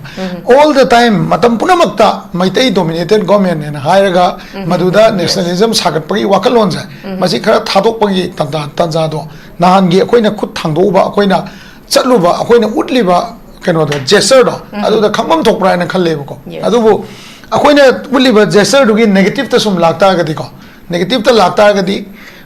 asai gi akoina object to da ba pot su akoina chin na hai da ba object puning da di kitang ni nuai ja da ba adu si gi compromise to ga akoi china wena le mina wa ya ta di madu yam afa khongthang am oi ni ga ina khan ba tanja du su mangi ba gi jaga ama lakane ko ai gi community manung da pham ga na aina ai gi community pen na hai besi yam lai ko aduga miyam gi leader am oira kan adusu ngasai gi arm group am oira ga mayam do loina mak yana bangang ji khara di lu ja ne mayam de ngasai gi cross agenda amala amni na ko Manipur da any community na can I say agitation to pose always it has always been against the Meitei and Meitei dominated government. But Meitei is a resilient adum oiraga adum khangaga akoina taraga haitare ko yengsi ko framework agreement gi matam duda mi tribe ban ni series ko yes kano sorry ceasefire matam da yes, yes. 18 mi ni series Yes, ko yes. 18 marak tu tribal am ta yaudi ko si bida ko Meitei pangan jing sacrifice taugi matam duda ko tribal am ta yaudi so many tribal ko si leiri ni ko jun 18 je akoina kayamuk moigi kano se status se akoina thajaraga akoina moibu kayamuk order tawga agitate tawge se masi yeng bigadam ne leader sing na ko framework agreement da haiku makhong da gari o mai thai ko ko yi kan da ukul chake tawba Yes. single person aduda sokte ko akoi UCM amoko mayam tawna CSO tawna chatlaga second MR ra thamaga phajana tawga tek ta kai na akoi thindoki ko thindoki asi naga akoi kuki Meitei gi conflict si da su ko si gi conflict si su ngasai gi kai ni ko tauba yaba timing do adugi matam sing du da government je akoina phone tawraga UCM na kaka oina phone tawda yam thun react taweba adu matam du da ko kai kum khong da kenom thok tore sibai jeng convoy taw lai ne ko tak tawga reinforcement lak bokot pa yam thu gi ba akoi CSO su react taw yam thu ba handa ki conflict se di CSO na kadai police na kadai army na kadai amana kadai pura public reaction je government of India na monopolize tawga na yamna thuba reaction ama thokalaga 2-3 days matam pira kanda akoi je tongan ba angle da kauthan han mane bo aduna akoi anda kisidi akoi laibak tibai tare akoi ju sorry feel tawi the conflict could not be controlled by us akoi CSO mo ina conflict akoi control taw ngam de both side ki damak lai gi da sing do Meitei issue Kuki issue ko anybody nomitu the shock hi sing do ge akoi damak we are really sorry akoi same na haider so akoi na CSO na akoi na hai jini akoi na control taw ngam mo do gi laibak thi do akoi ngasi ju hing tum kanda mitta gi pita ga nuai taw se akoi phawe ba matam chang ba gi nuai taw se akoi phawe akoi na panam chai ju ta da ba police da panam ha ju phone panam taw su chojan buda order la te na lep lai rim ni ne IG ma ngai lai rim ni adagi palenda army ga akoi police ka confront taw rim ni akoi even akoi Manipur state ki police lai ba se si ba da Meitei dominated police na hari ne ba asigi saka si kam tina son ge da hande conflict da mamang thoba conflict yam khena ye hande conflict yam son ge da DC na nataga hanale chief secretary na mi am transfer to ba ko commissioner secretary additional secretary am none of the tribe of course they chak kiba tribe to ngasi ba imbal nong na posting ping am de ba even home department ye police da ba da IRB kai ka da le ba khulai pai ba ke manung da le ga do mi ba da repost of ngam dri ba ba si conditions ne le je aduna people should not blame Meitei da dum blame tawraga noi apa ma se phangoi ai haijening je ko Meitei na thangdorei ba maroi na valley da le ba chi nau sing ko Meitei pangan hoina thangdorei ba goodwill je moi understand to bom changi akoina goodwill pi je understand to bom changi crime to wei wadi loina mak party loina crime loin le ai ju crime le rembe ko tamo jala ju crime le rembe mi gare da di aina to ru to thabak to aina to ru do mana aina to is a crime ne na khalaga ai ngona challenge to le rembe ju ai but adugi crime am do loina kauthoga akoi gi nungsina bagi tamda akoi na ngasi laiba thangi ba khongthang ja sida akoi gi CSO mayam ama belly de leba proof mayam na changu do adu aran ba gesture da puraga VS atem natraga toan ba moi general sing leader sing na toan ba angle da puraga na naga nationalism sagat na bo na da akoi da sokpa akoi ga moi ga tinaba yaroi da wangang sing nangbi bese sidi tawbi ga noi na sumaina haiba ta ne ba sida yena akoi na kari haironi ngasi akoi na thangi ba khongdang se ani rak thangbi yaroi ba ko si khongdang se akoi na ani rak thangbi yaroi handaki khongdang se valley gi side ta gi ko hills ki chinnau singda achauba jesser ama akoina ko thangi bane ba public se akoi gi against akram ganda onjul laktoino je akoi kangponte nan chaluba kaka akoi CSO gi leader ma'am public sen dala onjul la de akoi yumoi mai thagi toine public sena noi to ido kaino saina moina somde am ganga di public sena akoi da compromise to rabra na khallaga akoi gi yum akoi gi CSO office mai ta do gi toine si ubangam ma change ko akoi na to ri si both side convince tawno ba hona rei ne ba akoi gi state ki integrity se kai dana ba akoi na gesture ama thange adugi gesture bu moina goodwill ulak ta tar gadi akoi le khulak chapada lambi chapada mina hangba question do akoi da khumbangam da bagi chang da la di ko adugi aphatta ba do moi da di thengna da be akoi na khong thangaga moi da goodwill da akoi na pabung ok chatu bu se sida akoi da asok pa lakani aduna madu lakota gadi uncontrollable wakhalon amada chakkhib tar gadi moi wakhan je hongdena ana prajana khan gi tar di moi je hojik su integrity to gai wei wakhan da leiri na ana khan tar di akhoina ngang hai ba se prajana tarwai hai ba se sima khangbiyo ba sidai na kai mani ai leite yes yam chumba wapam ne oza santa makha chathaja boina pabung de lak chege pabung nakalam rom da ai pabung je as a senior citizen na moina ni ko pabung de ina lojani ba hojiki moche pabung je khoi gi oza santa na thambir wapam sing si documentic endorse to baya statement mayam amyapre masida akhoi gi site gi di valley de gi di goodwill de ne pabung adugi pura Taiwan of high tare statements in Jitaba no ita Masimagna people kari lakada ke have akibam sum makoina sum lep tragadi pabungko have the Manipur tongan furu contraga mari hen a lady bene Masida Manipur se machet a huntana kai have api mi paiba makaksu lady beneva Masiki Jeraxida labor conflicts maraxida Aquina Pazaba nung shiba kongtang tangraga Chumba yam negative oiba ꯑꯩꯈꯣꯏꯒꯤ ꯁ꯭ꯇꯦꯠꯃꯦꯟꯠꯁꯤꯡꯁꯦ ꯁꯨꯝ ꯂꯥꯛꯑꯒꯗꯤ ꯄꯥꯕꯨꯡ ꯃꯁꯤꯗꯒꯤ ꯑꯩꯈꯣꯏ ꯈꯔ ꯈꯖꯤꯛꯇꯪ ꯄꯨꯝꯅꯃꯛ ꯍꯥꯏꯕꯗꯤ ꯂꯩꯔꯤꯕ ꯑꯩꯈꯣꯏꯒꯤ ꯐꯨꯔꯨꯞꯁꯤꯡꯁꯤꯒꯤ ꯂꯤꯗꯔꯁꯤꯡꯁꯦ ꯈꯤꯇꯪ ꯈꯔ ꯈꯖꯤꯛꯇꯪ ꯑꯩꯈꯣꯏ ꯃꯅꯤꯄꯨꯔꯁꯤ ꯃꯆꯦꯠ ꯃꯆꯦꯠ ꯇꯥꯗꯅꯕꯒꯤꯗꯃꯛꯇ ꯄꯥꯕꯨꯡꯒꯤ ꯑꯣꯟ ꯀꯔꯤ ꯍꯥꯏꯅꯤ ꯊꯦꯡꯅꯔꯛꯄ ꯑꯦꯛꯁꯄꯤꯔꯤꯌꯦꯟꯁꯁꯤꯡ ꯄꯥꯕꯨꯡ ꯃꯅꯤꯄꯨꯔꯁꯦ ꯀꯥꯏꯗꯅꯕ ꯑꯥꯏꯗꯤꯌꯥ ꯑꯣꯐ ꯃꯅꯤꯄꯨꯔꯁꯤ ꯁꯥꯒꯠꯄ ꯌꯥꯕ ꯃꯦꯁꯦꯖ ꯍꯥꯏꯒꯗ꯭ꯔꯥ ꯄꯥꯕꯨꯡ ꯃꯁꯤ ꯄꯥꯕꯨꯡ as a senior citizen amoina pabung de pibam su thokpa na khali pabung tang thambi although yam tori for the last 58 years social life have tare including ukiloina adoga topa capacity da hojiki leiribasida koi kaina ba yada ba kuki si mayam na yekna boina uribasi kuki gi tongan ba leadership koi pau phong na bole rim ni na choi da maming pan ga ta ning ga pan thoki ni ko da mo ka hai bi yaw rim na ba adu na aina palloi adu I am a free man ai da hai ni noi ma mai te ga te na da di noi lai bang mo hai ba na tro mani adu ga koi ku ke aseng bai koi ga te na da di mai te su ya roi ana adu di la men tren mo ma pa mi chang pa du di adu ta so ko lo re o adu ga ai da lai bra adu re di nang ku ki wa ja su ya re hai rim de ko adu gi church ke leader ma adagi MP or aduga de hairo adu hairiba mayam sina tanna thana ba yate haiba potasi leirim na ba adu ko ke ba kam je ko lon me ngol wang kanu pontor kanu haibi yabro ala moino noi ga khal du lebra noi cho khal di pongdor udana asno mai na upai lete ne o chumi mite na khar phaya ba naga ka mite gana nong mi tu ki da ba yaw ya ba koi na ro la lo ba na rama ju ju na kan mo chi to da ya dam ni haibi du ngam me ba ko ngam me di aina kan to ra hamen te adu mai no ku ki di ngam de ba mai statement thok ka da ba do tamo haina ong na thok pi yu ka haim na ba adu so aina ngam ponte and adigi naga su ma mama sai sne sen ayang oiro adiga tongan ban naga people's movement for human rights ke hondorak pegi oiro asigi horak pe human rights ke horak pada leiba mam sanapati gi paliu khangde seli charati gi khangde adigi mamang da leram mam loina rei kuki loina rei pangan gi loina rei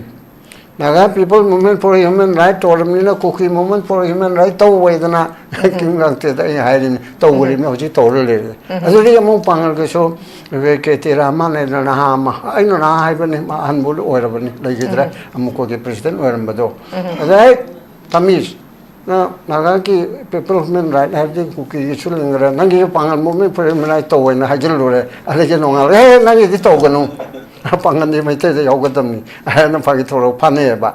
adu gi maraga du dai khoi marab jalan senar boka chigre ma mag na president ora ga khoi rabi khan khoi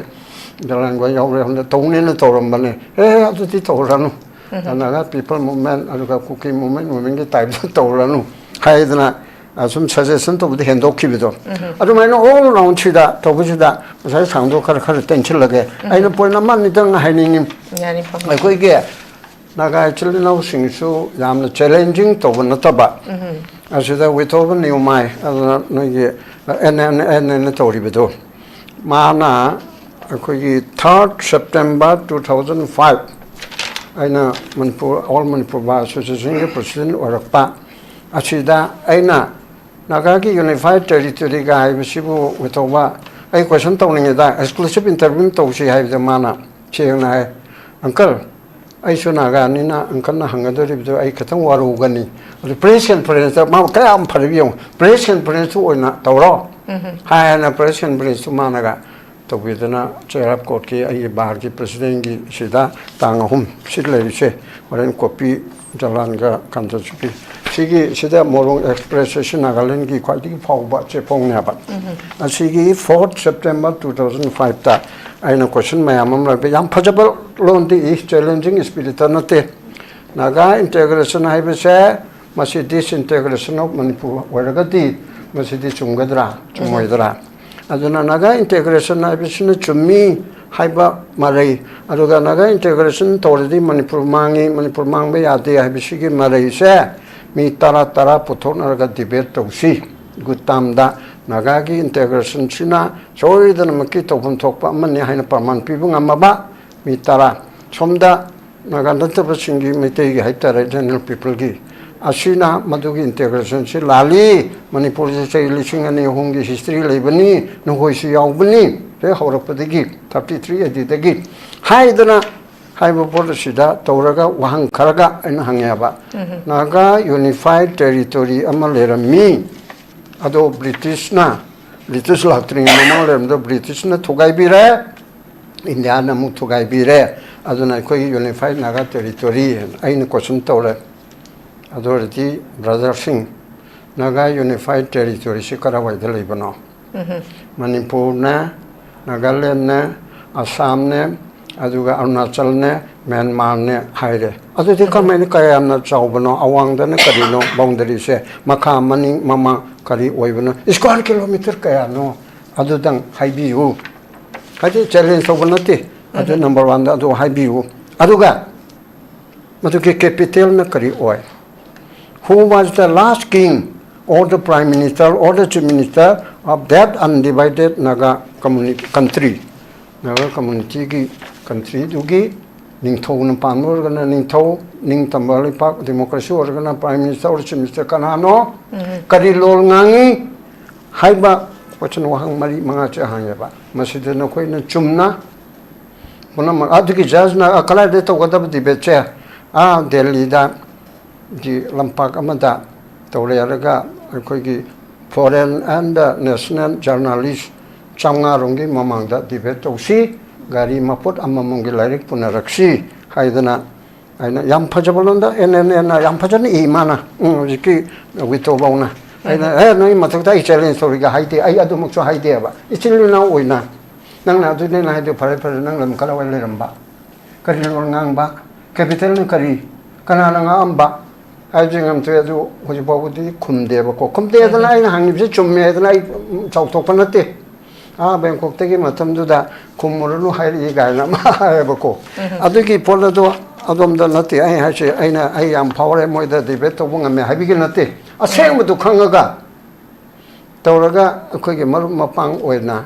o nangi si senga boile adu teleram boile adugi law du yaw boile adugi constitution yaw boile habi se kunna khangninga ba si mokpugi nati ba achi yogi 2005 or sei ka sura sei kun gi mamangda hangarabana ba adugi morning express ani subada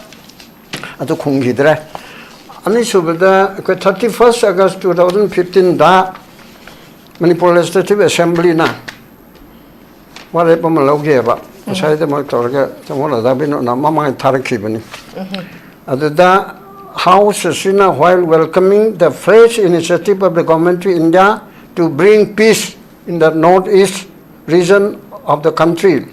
Asida, however, resolved to urge the Union government to ensure that peace accord of 3rd August 2015 say framework agreement do. Masida tawbase government of India ga nationing ayanga tawbase Manipur ge assembly na welcome tawi arga adaida madukum base masu and any subsequent agreement to lakpakanda do not impinge haitara IMPINGS idea akoina pamoidaba state asigi prajasina yaningoidaba pamoidaba adugumbagi agreement do territorial integrity ki kaibe yabado adumati toholoidabani haibasi wale lauraga leihreba aduna Government of India na North East Shanti Puruknaba, Manipur da Shanti Puruknaba Tabudo Eco welcome Tawi, Manipur Legislative Assembly na, the Jati Lunch Huna Yaule Naga, Kuki, Pangal, Meetei, as the Kari Mam said. Asina, Mont Amata Oina Naga, Low Kalona, Adugumba, Magi problem solved on a one of the Manipur Kaibi, our territorial integrity, Kaibi Yabu, Wapundi, Yawu, the Bani, Haidana, 31st August. Si report malaria ba aduna sai kanona so hai dai hanjalaro sai sananga relo salaga hojiki naga ki nationally magi religion gi oiba dharma gi oiba culture gi oiba kari oiba noi mam punna bo na ba yes we welcome kuki gi su bangan gi su Meetei gi su tongan mi era gi ko moirang gi jaga kapching gi jaga mama toba chakmai gi Chakpagi, Payengi, Lady Bumam say, my magis the chocolate patuda, I call Yaya, but Tobudabu. Adukum Miki Yokatpa, Adukum Miki nationality, Adukum Miki and no Sagat for the Manipur Yapun Basatam. Me la contra rom leroba, Choramani, as the Rigizati contra manga, recognized over Manico, recognized of the Amani Soyawe, recognized of the Hydro 35%. Masida Son Gadaba. Naga nationality Chagalera Naga Loinam and Pamam the Suyai. May take a do Nena Haraga, the Cholonum of Cookie, Lonum, I am Pamam the Vadi, Pangan Marta, Kanagum, Henjin Miao and Pangan Punam and Henjin Manate. At the second begin upon Bama Sagal was a pickle upon Chita, Ha, Nagana, Canona, Kare, Pangan, Dunia, Ha, Duna, Duni, Adige, Migi, Loy Kambuna, Mahara, Hoi Loy Shu. ꯑꯩꯈꯣꯏꯗꯤ ꯃꯩꯇꯩ ꯏꯝꯐꯥꯜ ꯃꯆꯥ ꯁꯤꯡꯁꯤꯕꯨ ꯑꯩꯈꯣꯏꯒꯤ ꯑꯗꯨꯅꯤ ꯑꯗꯥꯅꯤ ꯍꯥꯏꯒꯠꯂꯛꯄ ꯌꯥꯎꯔꯤꯕꯅꯦꯕ ꯍꯦ ꯏꯕꯨꯡꯉꯣ ꯑꯗꯨꯒꯨꯝꯕꯗꯨ ꯈꯟꯒꯅꯨ ꯃꯩꯇꯩ ꯃꯜꯂꯛꯇꯕ ꯑꯗꯨꯝ ꯀꯩꯗꯧ ꯃꯩꯇꯩ ꯕꯥꯃꯣꯟꯒꯤ ꯑꯃꯨꯛ ꯍꯥꯏꯔꯣ ꯑꯗꯒꯤ ꯃꯩꯇꯩ ꯃꯣꯏꯔꯥꯡꯒꯤ ꯑꯃꯨꯛ ꯍꯥꯏꯒꯠꯂꯛꯑꯣ ꯑꯗꯨ ꯑꯣꯏꯔꯗꯤ ꯑꯩꯈꯣꯏ ꯄꯨꯡ ꯀꯥꯏꯔꯅꯤ ꯑꯗꯨꯅ ꯃꯥꯒꯤ ꯄꯥꯝꯃꯤꯕ ꯑꯗꯨ ꯇꯥꯟꯅꯅꯕ ꯍꯣꯠꯅꯕꯗ ꯑꯩꯈꯣꯏꯒꯤ ꯑꯃꯠꯇ ꯑꯣꯏꯕꯒꯤ ꯁꯛꯇꯝꯁꯦ ꯃꯁꯤ ꯃꯥꯡꯍꯜꯂꯣꯏꯗꯕꯅꯤ ꯑꯩꯈꯣꯏ ꯏꯟꯗꯤꯌꯥꯒꯤ ꯃꯅꯨꯡꯗ ꯇꯣꯛꯄꯃꯛꯇꯤ ꯌꯥꯕ ꯅꯠꯇꯕꯅꯤꯅ Manungda, Equabu Hantana second, Aquagi step motherly treatment of Wilibise, Constitution season raga, Equate Chanabigi Mato Tai, Tamil Nadu da, Mohoina Lamdugi, Oiba, Loli, Angatabani, Hindi influenced over Yaroga and Haripse, and which it over to me. I do higher than NT India, which I have in a teco. NT Hindi, Angon, Samnate, the little put the Indian Angsi, correct put the Angsi, but I go is that. Iroli beda Modi gi scheme cham yang khairom lai besi Hindi ta lo kana ge atma nirbhar pradhan mantri garib kalyan yojana ai Hindi ge heartland Lucknow da lari tamopani mamang de warang the mega chandrana apna de Hindi da mang ye da adiki mati haire gan phagi to bi ba adu hoji ai bo khangdre ba Hindi da lo na thonjele Hindi to tawgun sai banate Magi program am say Hindi na number 1 iro, number 2 the Manipuri iro, number 3 the Tado Nung to my Magi Jagat education. Sugum Bagi Mong daga, quite a woman sang as in a head cutting Mukta, program Pang Topada, Adu do Atmani Bar, Adu do I water Kangdina, said the line side of Karina. Hindi do the Tamsi, but second line to the Manipuri di Cheludana or English Cheludana. Although Migi Mong that could put nothing like that, Nangi Kali Tampana to hire about to Tawabisi. Tawumsi, being a Senate citizen, as an elder brother, Moina or Mormapanga Moina, I could put a Punamutai, Toningi, Hyper. Okay. Tagachari Pabung, I Makata Tazaboina, I was at the land the Lactageza, Quisi Pungsi, Yam. Adubu Zamakadam Satazake,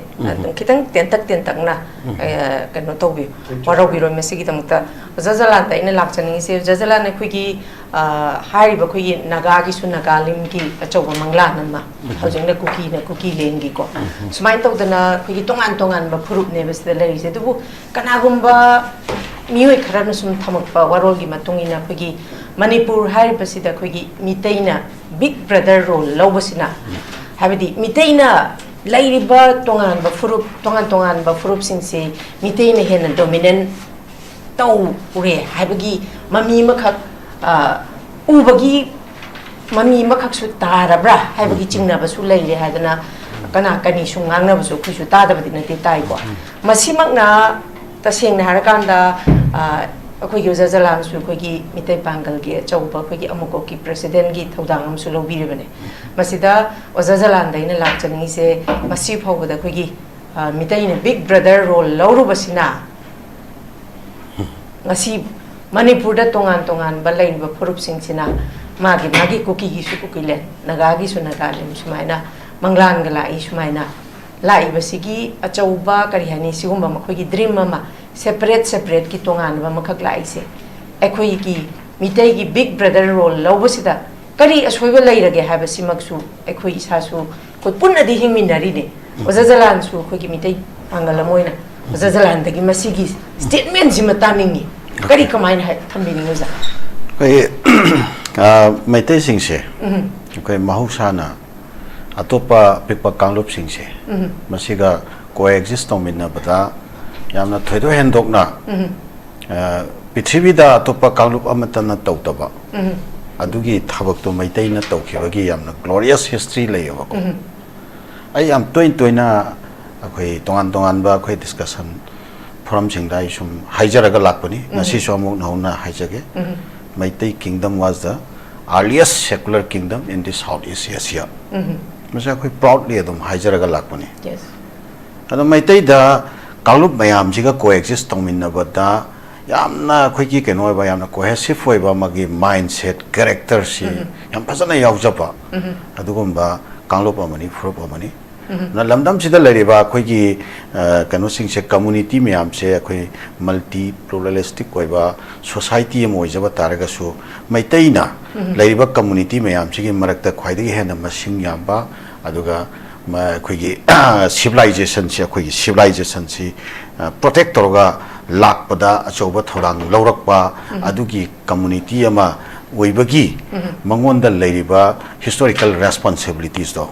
madu matam khara khoi ki mapan ye oiba tongan ba external condition me amam khakna manghal lure ba ko situation me amam khana manghal lure masi Meitei singna mangning dana mangkhiba nate oireiba khoi ki changes of the situation ko leriba khoi external compulsion me amduna sigi situation jing se mangkhibagi maram ne wa maruaina akhoi matam amada ining thau chinglen nongren khombana manipur tagi awat tak thokpa matamda palenda landloisan khide ningthi turen ta na takhai ki aduga siraleriba community me am sigi magi oiba tongan ba magi customary independence me am do amona hanjal handana akhoi me am laimineriba kanglu phur me am sigi magi identity se manghaudri bani sumaina lerakpa se matamgi matungina akhoi mapan gi tongan ba akhoi political akhoi kano sing se administration se akhoi station lerakhiba aduna magi divide and rule gi policy lakhiba adagi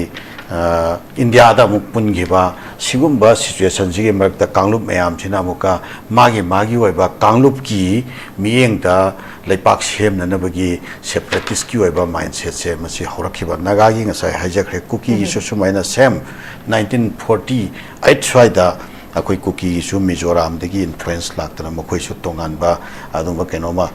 sem na bagi influence lakhiba matamdu da akhoi gi lamyan ba irapot naga akhoi gi United Front subject to correction ko mamindo United Front ga sem dana kalupuna maki nagagi mihut jawba kuki gi mihut jawba khud miyamam gi representative jawba pagan singi su representative miyamam yawna adumaina punna toroga khoi United Front ga sem dana Manipur se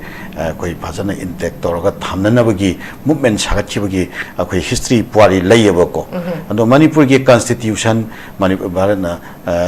British na Manipur thadokra matung da semamba constitution do Manipur gi ningtamba constitution da sembada adugi constitution gi aduma drafting committee to da kuki yauri bani naga yauri bani pangan yauri bani aduga akhoi Meitei yauri bani sumai toraga punna akhoi Manipur da laiminariba kanglup punna makki oiba apunba iraipak amakhat akhoi phajana akhoi maintain taunanabagi movement si haukieba labak thibadi India gi phiban nungdal leikhra matung sida India gi polity se koi se ta khibana maram wara kanda magi kanglup khuding makki oiba separatist ki movement se phajana fuel tau greba phajana sangsang greba sigi matam sida Meitei masamaksu Meitei se masi insecurity biamam khak feel torokidana masigi sira ko Rina Sanski Meitei Rina Sanski tangkak aduga magi ningtamba moksa lejram Manipur gi ningtamba se hanjanna bagi tangkak swai sida separatist singa Manipur gi ningtamna bagi movement siga ani sigi marakta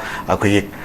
kano toba yanadaba lerakpa matam sida Manipur gi ningtamba gi ihose masi Meitei na dominate toba movement oina urakpa aduna maram orakanda Meitei versus separatist haina khalakpa sum baina lakpagi tangka khar lei adu sigi mayam si da aina kano lakchani ba aroiba wafamdi naga singna for the last moigi 70 years ki ko moigi political journey sidagi makoina hojik paratam pham thokpa moina realize to pham thokpa wafam kharadi moi leiba adui potul paradu makoi phasana tammadra madu realize tormadra haina khona khalluba khar leiyeba ko masi hauji ngarang dhan khoi kanona piriba akoi BS atem na piriba statement chi uragade amayam thina ningba kai we are very unfortunate masi Kuki sing so dum ngai makhosu realize to phom thokpani handaki lan sigi manung ta su moi realize to phom thokpani maram India na khoi da karamain sanabiri yaibse naga sing na su khanga da bani naduga Kuki sing na su khanga da bani aduga akhoi gi siresida leimin ba akhoi gi kanglu phurup mayam che masi amaga akhoi lap thok na ba yararoi da ba unseparable oi ba akhoi punna hingminna da ba taragati akhoi future leiroi da ba aduna maram oda kanda akhoi se punna hingminna ba yanana ba gi oi ba akhoi mutual understanding ama political understanding ama purakna na ba adugi maikai deida akhoi kari to ba ya ba ge haibse anau ba firep lobagi mathau ta ba leiba madugi mieng do adu khalla kanda Meitei amasung pangangi adumba kano singsina lusingba singna habatare representative singna akhoi forgive and forgetness mamangda akhoi apenba pendaba tangkak matam dugi oiba tongan ba compulsion na oihan kiba situation me amama lekiba taraga su we have a compelled situation to live together haiba dugi mieng adaida akhoi se punni hingmina dabadi yaroi dabani na asoyangam leina khiba taraga so pen da leina khiba taraga su forgive and forgetness to khoi punni hingmina bai compel situation du gi dam yenga ga tonara si haidana akhoi positive hoiba adumba gesture ma khoi thangtuk bune ba sai santana mawang da tangbi thambi khiba to maina adu sigi pot sigi in reciprocal da in response da makhoina mamangda Meitei ga Kuki ga amta waikibani nagagi mayokta fight tokibani haiba sigi wahi si thama agati duga akhoi gi sovereignty akhoi gi nagalim gi akhoi gi apunba akhoi gi framework agreement da yum pham oiraga harati atune ba ko sige poching si akhoi compromise to roi haba pham lak pataragati asi yamna lai bak thiba tangka amani adoi pataraga su akhoi provocative hoiba wahi wata ngangba aduna response to buti akhoi tauning de tawhamso tawsu matang chade tawsu tauning de akhoi di ningba kaiba leitri akhoi ningba kaiba haibatu leitana makhata na idea of Manipuri gi oba movement che differences leiba kanglu khuding makta idea of Manipuri gi paujel se masi akhoi yawhanna ba tongan ba makhal gi adumba thabak kya makhata na paikhat ningbagi akhoi apamba akhoi da leiri aduga loinana akhoi siresida leiminari ba kanglu phurup mayam che masi akhoi theory of democratic confederalism haidana amakhak leiye akhoi Abdullah Ocalan ko revolutionary leader amakak Kurdish leader ko mana hai for sake of brotherhood and the coexistence I am ready to serve the Turkish people hai madi Turkey dagi magi Kurdish ki ning tamba taliba adumba revolutionary leader amane Abdullah Ocalan hai se adu mana hai for the sake of brotherhood and the coexistence I am ready to serve the Turkish people na koi shirishida koi na haining base for the sake of our brotherhood akhoi seisida sacrifice tawna tabane ba kalup amda leinari ba adumba apen pen da mayam se masi vendetta politics sum tawna dana adagi waram thawnum bagi politics sum tawna dana amada point finger sum tawna dana khana chaina bagi ground thira ga khana chaina na bagi lambi semkat tana tawna bagi mahutta akhoi masen se forgive and forget nesu torakanda akhoi kamai torakanda coexistence phangbang namgodage haibase si thigadamne ba coexistence thi si haiba taragati madugi maram chama thorakane ba khanna banabagi lambi thi si haiba taragasu maram chama thorakane ba aduga nakal amromda akhoi maitegi maraktasu ko akhoi matam ki oiba akhoi gi seisida mapangi akhoi gi kalu khuding ba khanna bagi insalakpa mindset khara pairaga ko kalu khuding ba ki history daga attack toba kalu batai gi history daga attack toba mindset he thorake toba thorakpa horakpa aragi kalu khuding makta akhoi mai shuraga khana chaina na bagi mindset semkat ki he toba shumba element khara yaurai masi handak akhoi recently akhoi pangan jingda torokpa yauri ado akhoi masida akhoi confused tauti makhoi do moi tongan ba akhoi nagpur gi adumba political ideology hindu khatre me he ka haiba adugi idol political kano to ideology to swaida pusalaga kalu me amse khana na ba moi tongan ba akhoi ada hindu muslim gi politics to seja purake torini ado akhoi khange ba ko moi background so khange ado adugi tawriba mising tugi marakta amadi RSS ta mi yaubi oina bu khomba hoba social media da thalok ba thengnare sengna dum tai moi kana noi se ko adum mising duna phong na tawri ado akoi ni am nungai jaba hai tare ko mai tai da akoi gi coexistence ki akoi gi historical realities me amama punne hingmin rakhibu gi historical realities me amama pangan namasung mai tai ani se masi unseparable ni haiba blood ki relation ni haiba history gi hoiba share history lei jaba geographical features ta khaidong na ba yararoi da ba kalup sidi nungsina bada thong manana nungsina ba amada respect tong naraga nungsina ba adu formula na tradi krai dagi nungsina ra pala ka doino ba practical hoiba aina mapuni leipak sigi nangna aigi mapuni haibasi yaw adu nang adum adu matung la lawai tarade aigi su nangi history lei ba du maina aigi su history lei ne lamdam sigi authenticated hoiba du ba history sing lei ne adu nangna deny to ba yabra haiba adu gi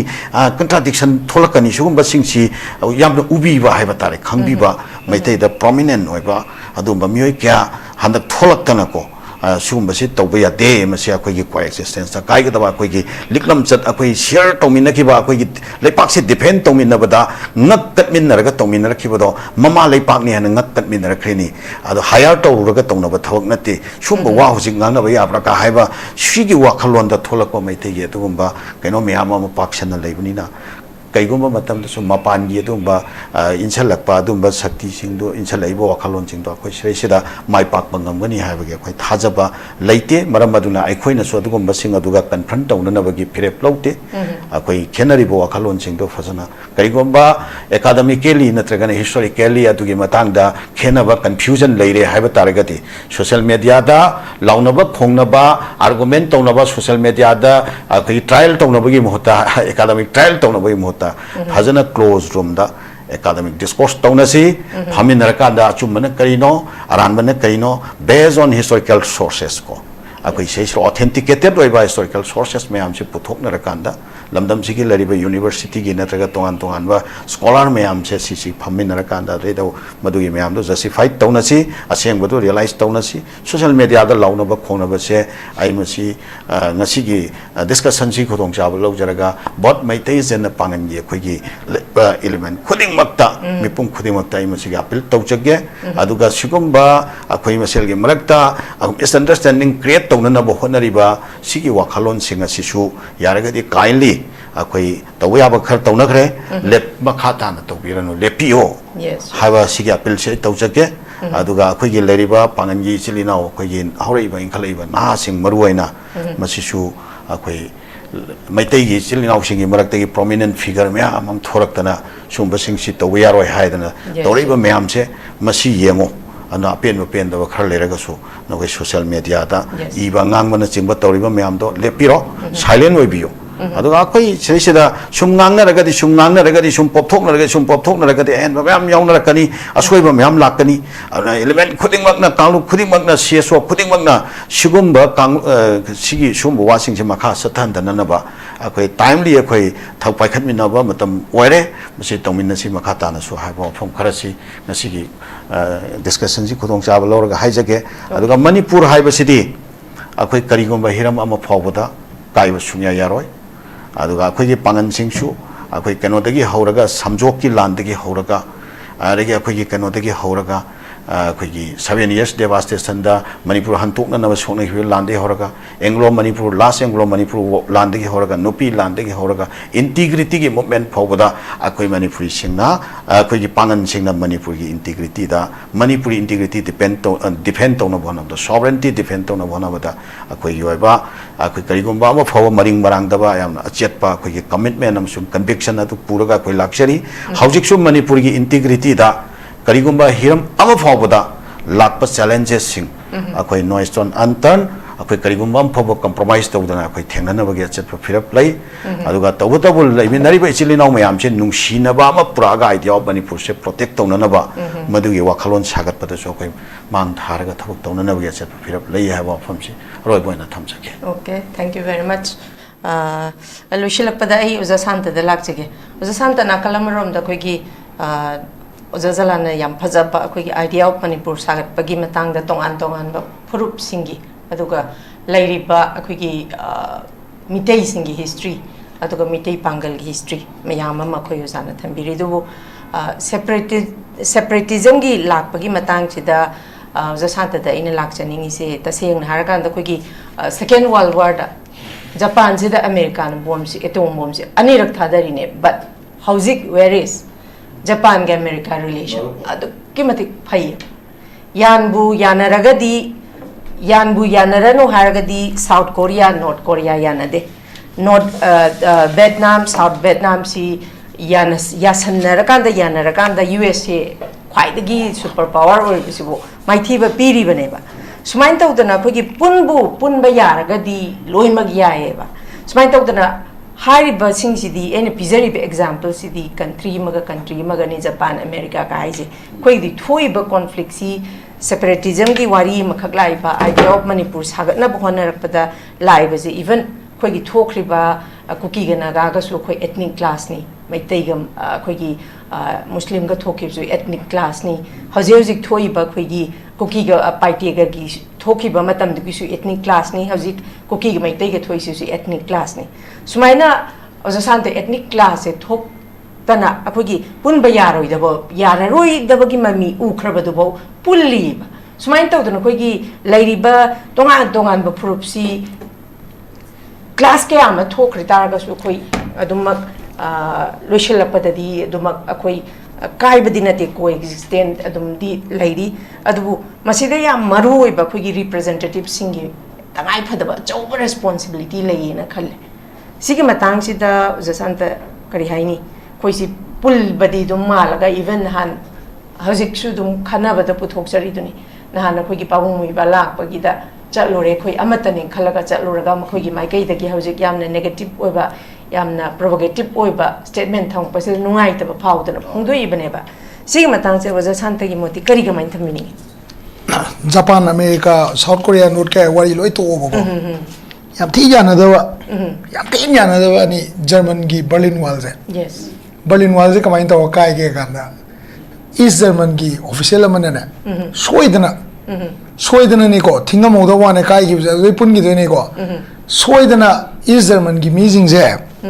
ko sai keno da to keno gi West lom da freely chat pa yarani na lau to da gi na soi ni Gunter Skavosky ko nu pa ma khangna ne khambra official ma khangna mana soidana lau to ne yanadri ne ba da ko mana soidana lau to ba soiba ni ko se adu yam chawa country develop or country do adu soidi ne ba wangang se kyam tin lu ge se aina UCM gi secretary moina aina ngasi ngangi se UCM gi phamje ai gi ipai pui pham na te ba ko akhoi na ngasi ngangi se UCM gi lakpa paring nai na 2001 na committee sai habira ma do IPSA AMMOCOC du da punjal laga committee ma form to gi ba adu gi paring nai na lakpa pot tu da ꯑꯩꯈꯣꯏꯅ organization ꯑꯃ ꯑꯣꯏꯅ ꯂꯩꯔꯛꯏꯕ organization ꯑꯃ ꯑꯣꯏꯅ ꯑꯩꯒꯤ ꯏꯌꯥꯝꯕꯁꯤꯡꯅ ꯄꯨꯊꯔꯝꯕ ꯄꯣꯠꯇꯣ ꯑꯩꯈꯣꯏꯒꯤ ꯃꯗꯨꯗ sacrifice ꯃꯌꯥꯝ ꯇꯧꯈꯤꯕ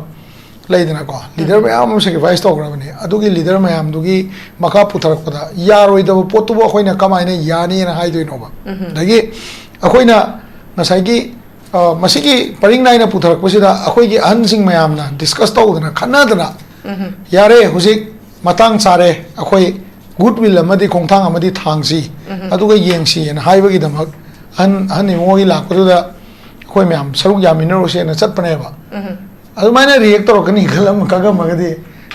ꯁꯨꯃꯥꯏꯅ ꯔꯤꯌꯦꯛ ꯇꯧꯅꯤ ꯈꯪꯉꯝꯃꯗꯤ ꯇꯧꯔꯝꯗꯕꯁꯨ ꯌꯥꯏꯑꯕꯀꯣ ꯇꯧꯅꯤ ꯅꯠꯇ꯭ꯔ ꯇꯧꯔꯣꯏ ꯅꯠꯇ꯭ꯔ ꯆꯠꯄꯗꯣ ꯐꯩ ꯐꯠꯇꯦ ꯋꯥ ꯅꯠꯇꯦ ꯑꯩꯈꯣꯏꯅ ꯑꯦꯛꯁꯄꯦꯛ ꯇꯧꯔꯤꯁꯤ ꯀꯩꯅꯣ ꯍꯥꯏ ꯀꯥꯟꯗ ꯅꯥꯒꯥ ꯏꯆꯤꯜ ꯏꯅꯥꯎ ꯃꯌꯥꯝꯗꯒꯤ ꯑꯩꯈꯣꯏꯒꯤ ꯒꯨꯗꯋꯤꯜꯗꯨꯕꯨ ꯒꯨꯗꯋꯤꯜꯅ ꯑꯣꯛꯂꯛꯄꯗꯨ ꯌꯦꯡꯅꯤꯡꯉꯤ कुकीगा मैतेगा पुल्ले है वाफम से कुकी नागालैंड 1990 का को 1994 दा KNF ना बस अमा इंधा बदा मैते मसा यावरिम ने को नोने के जेदा बस अमा इंधा बदा ने मी बनाम सी बस इंधा बदा को मसीदा मैते मसा यावरिम ने 1994 दा को मसी की कंडीशन जिदा मैते ने रिएक्ट तौरगा मैते की कुलाई पाइप में हम थोड़ा कुकी हाथ किबरा को हाथ किबरा क्वेश्चन ने को से हाथ किबरा निंजंग वो बसन को हेक्टंग हाईवे आ रहे हैं ना पाए दा हाईवे से तौरोई दबने बको हेक्ट पाए हाईवे दबने मैते का मोई पुलम में मोई अमता ओइरमनी का ना हेक्ट अकोई की कनो ओइना चंगजल लगा अकोई की कहनी आई की मीजिंग हराव अन्ना मोदा मी की मीदो हुलगा ngang ओइदमने बको कुकी जिंगदा मैते जिंगना मतेंग पांगी बाबू कांगजेबु मयांग ना ngasi ju handak की लान मनुंग दुदा अमुको ना कहीं तौदना मयाम पांगदना चंगजबम पीदना चाक थोंगदना पिजदना सोक्तना बा खनागुमजी को खनागुमजी अकोई ngसाई हाइमिनरिबा आइडिया ऑफ मणिपुर दा स्टेन तौजेना हाइनबा पोने बसे सिदा मैतेना कैदौनुंगदा सेपरेटिस्ट ओबे वाखलोन ngasi बौदा तौरक्तेबा अकोई की मरकता फ्रेमवर्क एग्रीमेंट मतमदा कबुईगी नागा ने हाइजबा इचिनाव मयाम अकोई की युंगा लोनरगा थोंना वांगदोकबदा लाउनबा तानबा युम थंगनबा सिदने लेनैजे कनाम तना नुंगमदा थोमुदे अकोई या स्कूल दगिनी मोनांगोम कबुई खुनसे नुंदांगदा इचिनाव सिंगना गेट तौरगा ngai community do ngai akoina su ngai adom na mi changhande ko si ki goodwill je maitai dagi lakpa goodwill ngaktane ba ko si khangbiyo ba si ki goodwill mayam si ki matung ina akoina ngahan ki program je yaujabani masi ki program je yaujara kanda akoi goodwill dubu yam lan na aran ba mongda alternate idea ma puthoga meaning atop ma puthoga kanda provoke torok pose sidi toning de ko as a leader goodwill thamaningi akoi thake han ma mama makoi wari sanaram bi ai akoi advisor ma mama moi wari sanaram bi ai ko but akoi advisor sing duna su kaisu expect tor moi ba moi na smile statement bi rakane ga ise ko akoi goodwill se moi ju goodwill na halakada hoi akoi framework agreement gi matang do da greater na galim gi wakan do thadu e na lautoro ha bi na te ba ko but akoi gi moi gi apam madu gi marakta अकोई की valley the लेबा इचिनाव सिंगसिगी मणिपुर काइदबगी अपामबसिगी मरकता कदाय वायदा अकोई leader versus leader को politician versus politician compromise तौरकांदा मैतेना कदाय बो हंदोकपे है मोइना कदाय बो हंदोकनी अदो कॉम्प्रोमाइज तौरकांदा idea of Manipur the stick तौर चकदो पोनेबा अकोई सि सुंबी पिरोयन हाय फम लेतादि ngसाई मोई टेरिटोरियल काउंसिल बोगेरा अमा बोगेरा एनीथिंग होइजनो को गवर्नमेंट ऑफ इंडिया का नेगोशिएट तौनरकपदा अखोइना यादबा जगह रूम अमा सोय लाकनेबा अखोइना कइंदि अखोइ इक्वल डेवलपमेंट की वाफम लाबनिना को अदुगुम जगह अमा सोय लाकनी मेते पंगन का कोइगा सौनो मतमदा कॉम्प्रोमाइज तौबा याबा जगह अमा सोय लाकनेबा अदुगी रूम दो फंगनबो होनबदा को अखोइ अदुई रूम दो फंगनबो होनबदा थांगदोकपा खुटनेना खनबियोबा अदो खुटतो हेंगसेक तौबई मोता पाय सुमाइन तौरगा लाथुरागदी मदुगी नुआइबो वाखलोंदो पायगा लाथुरागदी अदो इतादी मदुगी फसदबा रिएक्शन लाकनी अदो मसी आइना हायना मयामना लान लोबिगनु को मसी अखोइदा कहनी को थोइबा थौदो हाइरेइबा मयामदुदा थाजदबा अदुमाइना हाइरकनी जे अखोइना थाजरुददना ngasi अखोइ सिदैदा फमगा ngangiनी से आइना नागागी अगेंस्ट आईएम के अगेंस्ट ngang मनते अखोइ ngसाइ अखोइना हंजन हाइजगरे अखोइगी मैतेना तौबा लानगा अखोइ मैतेना होनबगा सोवरजिनिटी की क्वेश्चन सिदा लाकु मतमदा ngसाइ तामोजलान जो हाइगरे अखोई लेब फुरुप अहिंग अहुम से सी तोंगान तोंगान गवर्नमेंट ऑफ इंडिया ना खाइदोगा अखोई मसेन दा तोंगान तोंगान वाखलोन पुहलकांदा ngasai somehow akoi bu ko keno to compromise table amada pro ko matam da akoi gi compromise table amada lakpo matam da nagadana ama pige maitai na ani lo kuki na ama lo hai je ka shu yaroi equal over treatment da tribal lo jata so akoi equal over treatment da jab mana ba equal over treatment da equal economy ama pro na bona da nagana to ana negotiate to ba maitai na to ana negotiate to ba aduga kuki na samna da to ana negotiate to ba maitai pangan na to ana negotiate to ba da ka shu akoi mai power India government gi lang da sum thugani ko aduna finally how do we club together and equally negotiate with the government of India ne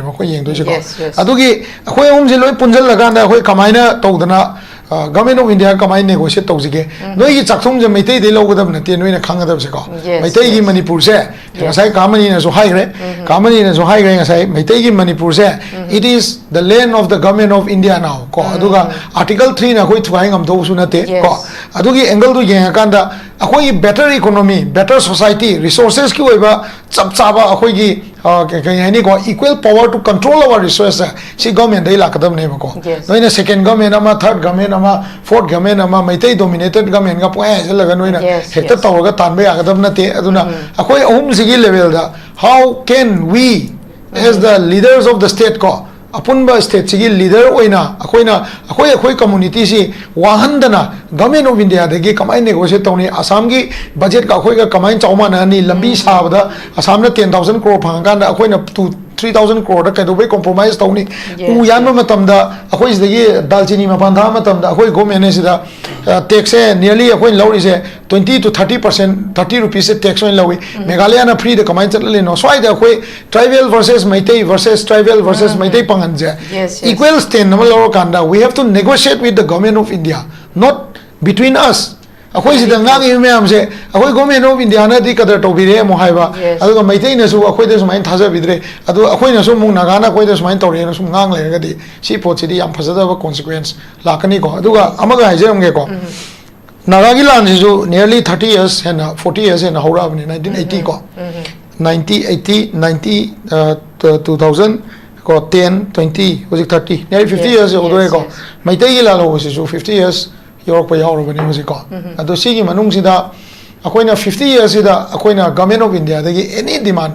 ko khulai thangat kera thangaloi gera phangbangam dri je akoi marakta crack lei bai ne ba akoi leader jing jina fazana crack si ai je akoi ju akoi gi maitai rom dagi wakai ngang pa maitai pangan dai wakai ngang ko se akoi CSO gi leader moina akoi moi bu thingbam change ba naga again sangang ko se ko adagi naga rom sai tai ju moi gi CSO na moi leader na akoi wari sanari ngai da angang se na Facebook ta kai da pheng train loi thagalak ko se si akoi na adu tawgunu moi gyan dan mum change ko namjan mum change but unfortunately if the leader itself speaks like that adoi ta di akoi kamaina kari control tawni adugi poto India government na akoi dagi advantage lo gi tamni aduna India government na I am ga negotiate taw da noi pami poto di maitai ne yade na adudi pinga mo hai noi ani hana bum poro hai ta di kana ga wari sana doi no you have to talk with us akoi ga wari sana doi ni ado akoi ga wari sana ba room do akoi na yamna goodwill da akoi na khut thanga wa kan da na koi na goodwill do laita ba tar ga di madu mangja ba do both side na thengna gani the 30 years of your struggle will continue to another 90 and 100 years if we do not have an equal thought I was there thank you very much Thagachari uza Santa yamna marik chumba warol kama thambiri ngasigi pukachari ba khogi topic asi tongan ba panelist hungi tongan ba warol kama thambiduna mapung fahan bi wagi tamukta han khogi ngasigi khogi uza jalan uza Santa mali khogi pabung kitang ngana thokre masigi tamukta miyam ngakpi gani pabung su thagat ba phungdok chari yam noi jai isa ge ba warol kama thambiduna pukachari ba topic asubu mapung fahan bi wagi tamukta han panelist ahumpu thagat phungdok chari loina loishalapata thamjaning ba wapam di khogi panelist ahungi tongan ba warol sing si tar ba matungda khogi tangai phadana khogi lairiba khogi tongan ba khogi furup sing sina khogi separatism da khoi si punjandana laibasina maram oirakanda hauji khoi government of India na lairiba si khoi India gi fibanung da chankraba matungdagi di khoi si government of India na sanare government of India na khoi gi chapcha ba khoi gi thongpham thongba fundamental right phawa phangtaba duga tongan bakigi yimthangnariba state singna phangiba masigi chakthungsiga khoi gi manipur gi state sina phangiba chakthungsiga su manarakta si umba khoi gi even khoi gi uja SHANTA na hujik thambiru dine duna khoi gi lairiba khoi gi development da economic da sothariba singsi khoi gi leaders sing tongan ba furup singi leaders singna khoi Amata Oina punsinba ngamdaba sina su maram oirakanda yam chauna government of India na hairiba khoi gi pikraba sigomba khoi gi manipur hariba state se yamna line sanabagi adumba khudong chaba amsu piri tasengna khoi unity in diversity duma khainari baduni khoi apunbana panganni khoi lai pareng amada lai amakak lengba budi lai makhal suna lengba duni hena mapung phana phajai habajim yamna khangdana lairabani adumakna khoi masida lairiba phorup singi leader sing makhok thongba singna yamna provocative oiba statement su thambidana ba hojiksi manipur da chahi ani hena chahi ahum bu sujalaka dorba conflict amsu loidabana maram oiraga akhoi punamakna tongan ba initiative masa gi responsibility lauduna idea of manipur gi integrity machet ama phauba kaidana ba haidana tongan ba phurup singna su dumak akhoi masa gi initiative lauri masi koi tangai phadana yamna provocative oiba khoi lairiba idea of manipur da kai ga statement singsi khoi leader singna su masi khara khajiktang section na thambiba warol se thamjage loina na ngasi gi wenedi khoi miyeng tabir khwai punam ki mafam dagi kaine na baya thangni jari till then take care stay safe and good night Riyadh ki private hospital ki nurse ki ahangba famsing kauri ahanba round gi interview November gi tang marida pangthok jagani yamdrabada chahi ama experience leiba oigadabani experience leitaba miyoi singi oinadi recently work toba hozik thabak toba miyoi singna apply toba yagani accommodation amasung transportation khodimak free oijagani mai gi thakna basic nursing loiba natragana post basic basic nursing JNM natragana diploma in nursing loiba oigadabani thagi oiba salary Listing Mautra Dagina Lag Amaga Listing Kun Pawa Oigani Akupa Marol Kitamag 9366230077 Natragana 7005273217 da contact Tobirao Natragana Ekogi Office Sparkle Educational Service Northeast Window TV Building Hata New Chekon Road da Lengsimbirao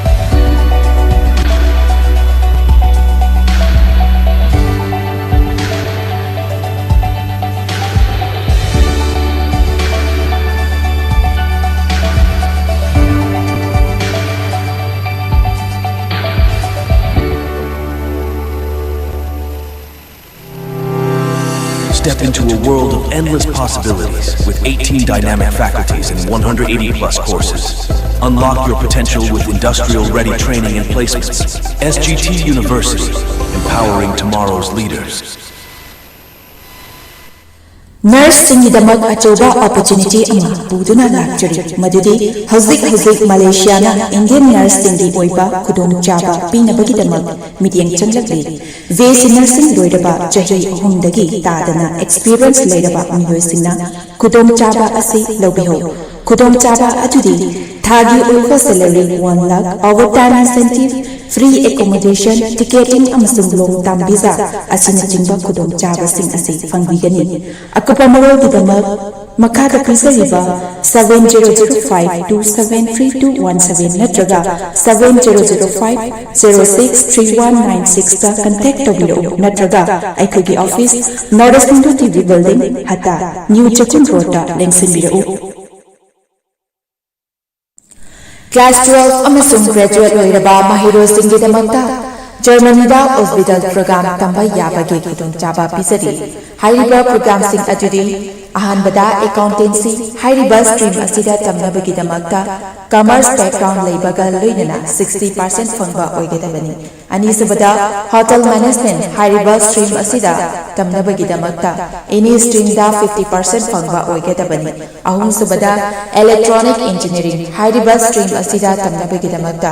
physics chemistry math background leibaga loinana 60% fangba oigedabani. Marisubada mechatronic engineering hairiba stream asida tamnabagidamagta physics chemistry math background leibaga loinana 60% fangba oigedabani. Mangasubada construction engineering hairiba stream asida tamnabagidamagta physics chemistry math background leibaga loinana 60% fangba oigedabani. Taruksubada automatic mechatronic engineering hairiba stream asida tamnabagidamagta physics chemistry math background leibaga loinana 60% fangba oigedabani. Taretsubada electrical engineering hairiba stream asida tamnabagidamagta physics chemistry math background leibaga loinana 60% fangba oigedabani. Nipansubada medical technician radiology assistant MTRA tamnabagidamagta any stream da 50% fangba oigedabani.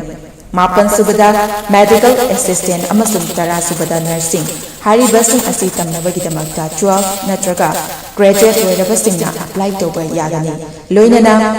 hairiba program sing asi tamba mahiroi singna thagi oiva stipend listing hundra manga dagina 1 lakh phawba chahi ahum phangani. Loinana 100% job guarantee in Germany da oi Haksan phana thamge hairabadi iram da masimakta da leiba khwaidagi pharaba hospital singi manungda ama oiriba Babina Hospital leijari mafam asida thajaba yaraba amadi sel yamna changbana specialty kunhen bada na layeng bagi khudong chaba pizari pediatrics cardiology cosmetic surgery amadi specialty makal makha kayada aikhogi specialist singna marik chumna thawai hakchang yauna layeng jari aduna state wangda mo kari gi chatlugani aikhogi manipur da su hogiti awang mathaki healthcare famibada matam mangan biraganu sel hena tingin biraganu aikhogi specialist singdagi malemgi afaba thaki layeng patapiyum pam koiba service lobiyu Babina Hospital where who meets compassion Akapamarol Bidamak Babina Hospital Saziwa Jal Road Khabai Soy Imphal East Lensing Biru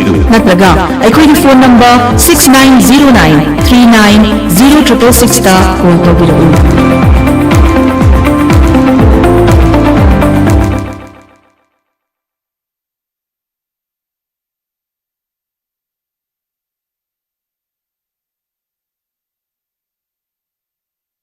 Loinana 100% education loan to support tawjagani. Akupa marogidamag 7005 Class 12 amasung graduate oiraba mahiroi singidamagta Germany-da hospital program tamba yabagi khudongchaba pisari. Hairiba program sing adudi ahanbada accountancy hairiba stream asida tamnabagidamagta commerce background leibaga loinana 60% fangba oigedabani. Anisubada hotel management hairiba stream asida tamnabagidamagta any stream da 50% fangba oigedabani. Ahumsubada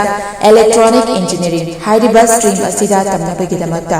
physics chemistry math background leibaga loinana 60% fangba oigedabani. Marisubada mechatronic engineering hairiba stream asida tamnabagidamagta physics chemistry math background leibaga loinana 60% fangba oigedabani. Mangasubada construction engineering hairiba stream asida tamnabagidamagta physics chemistry math background leibaga loinana 60% fangba oigedabani. Taruksubada automatic mechatronic engineering hairiba stream asida tamnabagidamagta physics chemistry math background leibaga loinana 60% fangba oigedabani. Taretsubada electrical engineering hairiba stream asida tamnabagidamagta physics chemistry math background leibaga loinana 60% fangba oigedabani. Nipansubada medical technician radiology assistant MTRA tamnabagidamagta any stream da 50% fangba oigedabani. Mapansubada medical assistant amasung tarasubada nursing haribasing asi tamnabagidamagta 12 natraga graduate oirabasingna apply toba yagani. Loinana hairiba program sing asi tamba mahiroi singna thagi oiva stipend listing hundra manga dagina 1 lakh phawba chahi ahum phangani. Loinana 100% job guarantee in Germany da oigani. Loinana 100% education loan su support tawjagani akupa marogidama 7005063196 ta contact tawbiru Riyaki private hospital ki nurse ki ahangba famsing kauri ahanba round ki interview November ki tang marida pangthokjagani yamdrabada chahi ama experience leiba oigadabani experience leitaba miyosing gi oinadi recently work toba hujik thabak toba miyosingna apply toba yagani accommodation amasung transportation khudingmak free oijagani mai gi thakna basic nursing loiba natragana post basic basic nursing JNM natragana diploma in nursing loiba oigadabani thagi oiba salary listing mautra dagina lakh amaga listing kun phawa oigani akupa marol gidamak 9366230077 natragana 7005273217 da contact tawbirau natragana aikogi office Sparkle Educational Service Northeast Window TV Building Hata New Chekon Road da lengsinbirau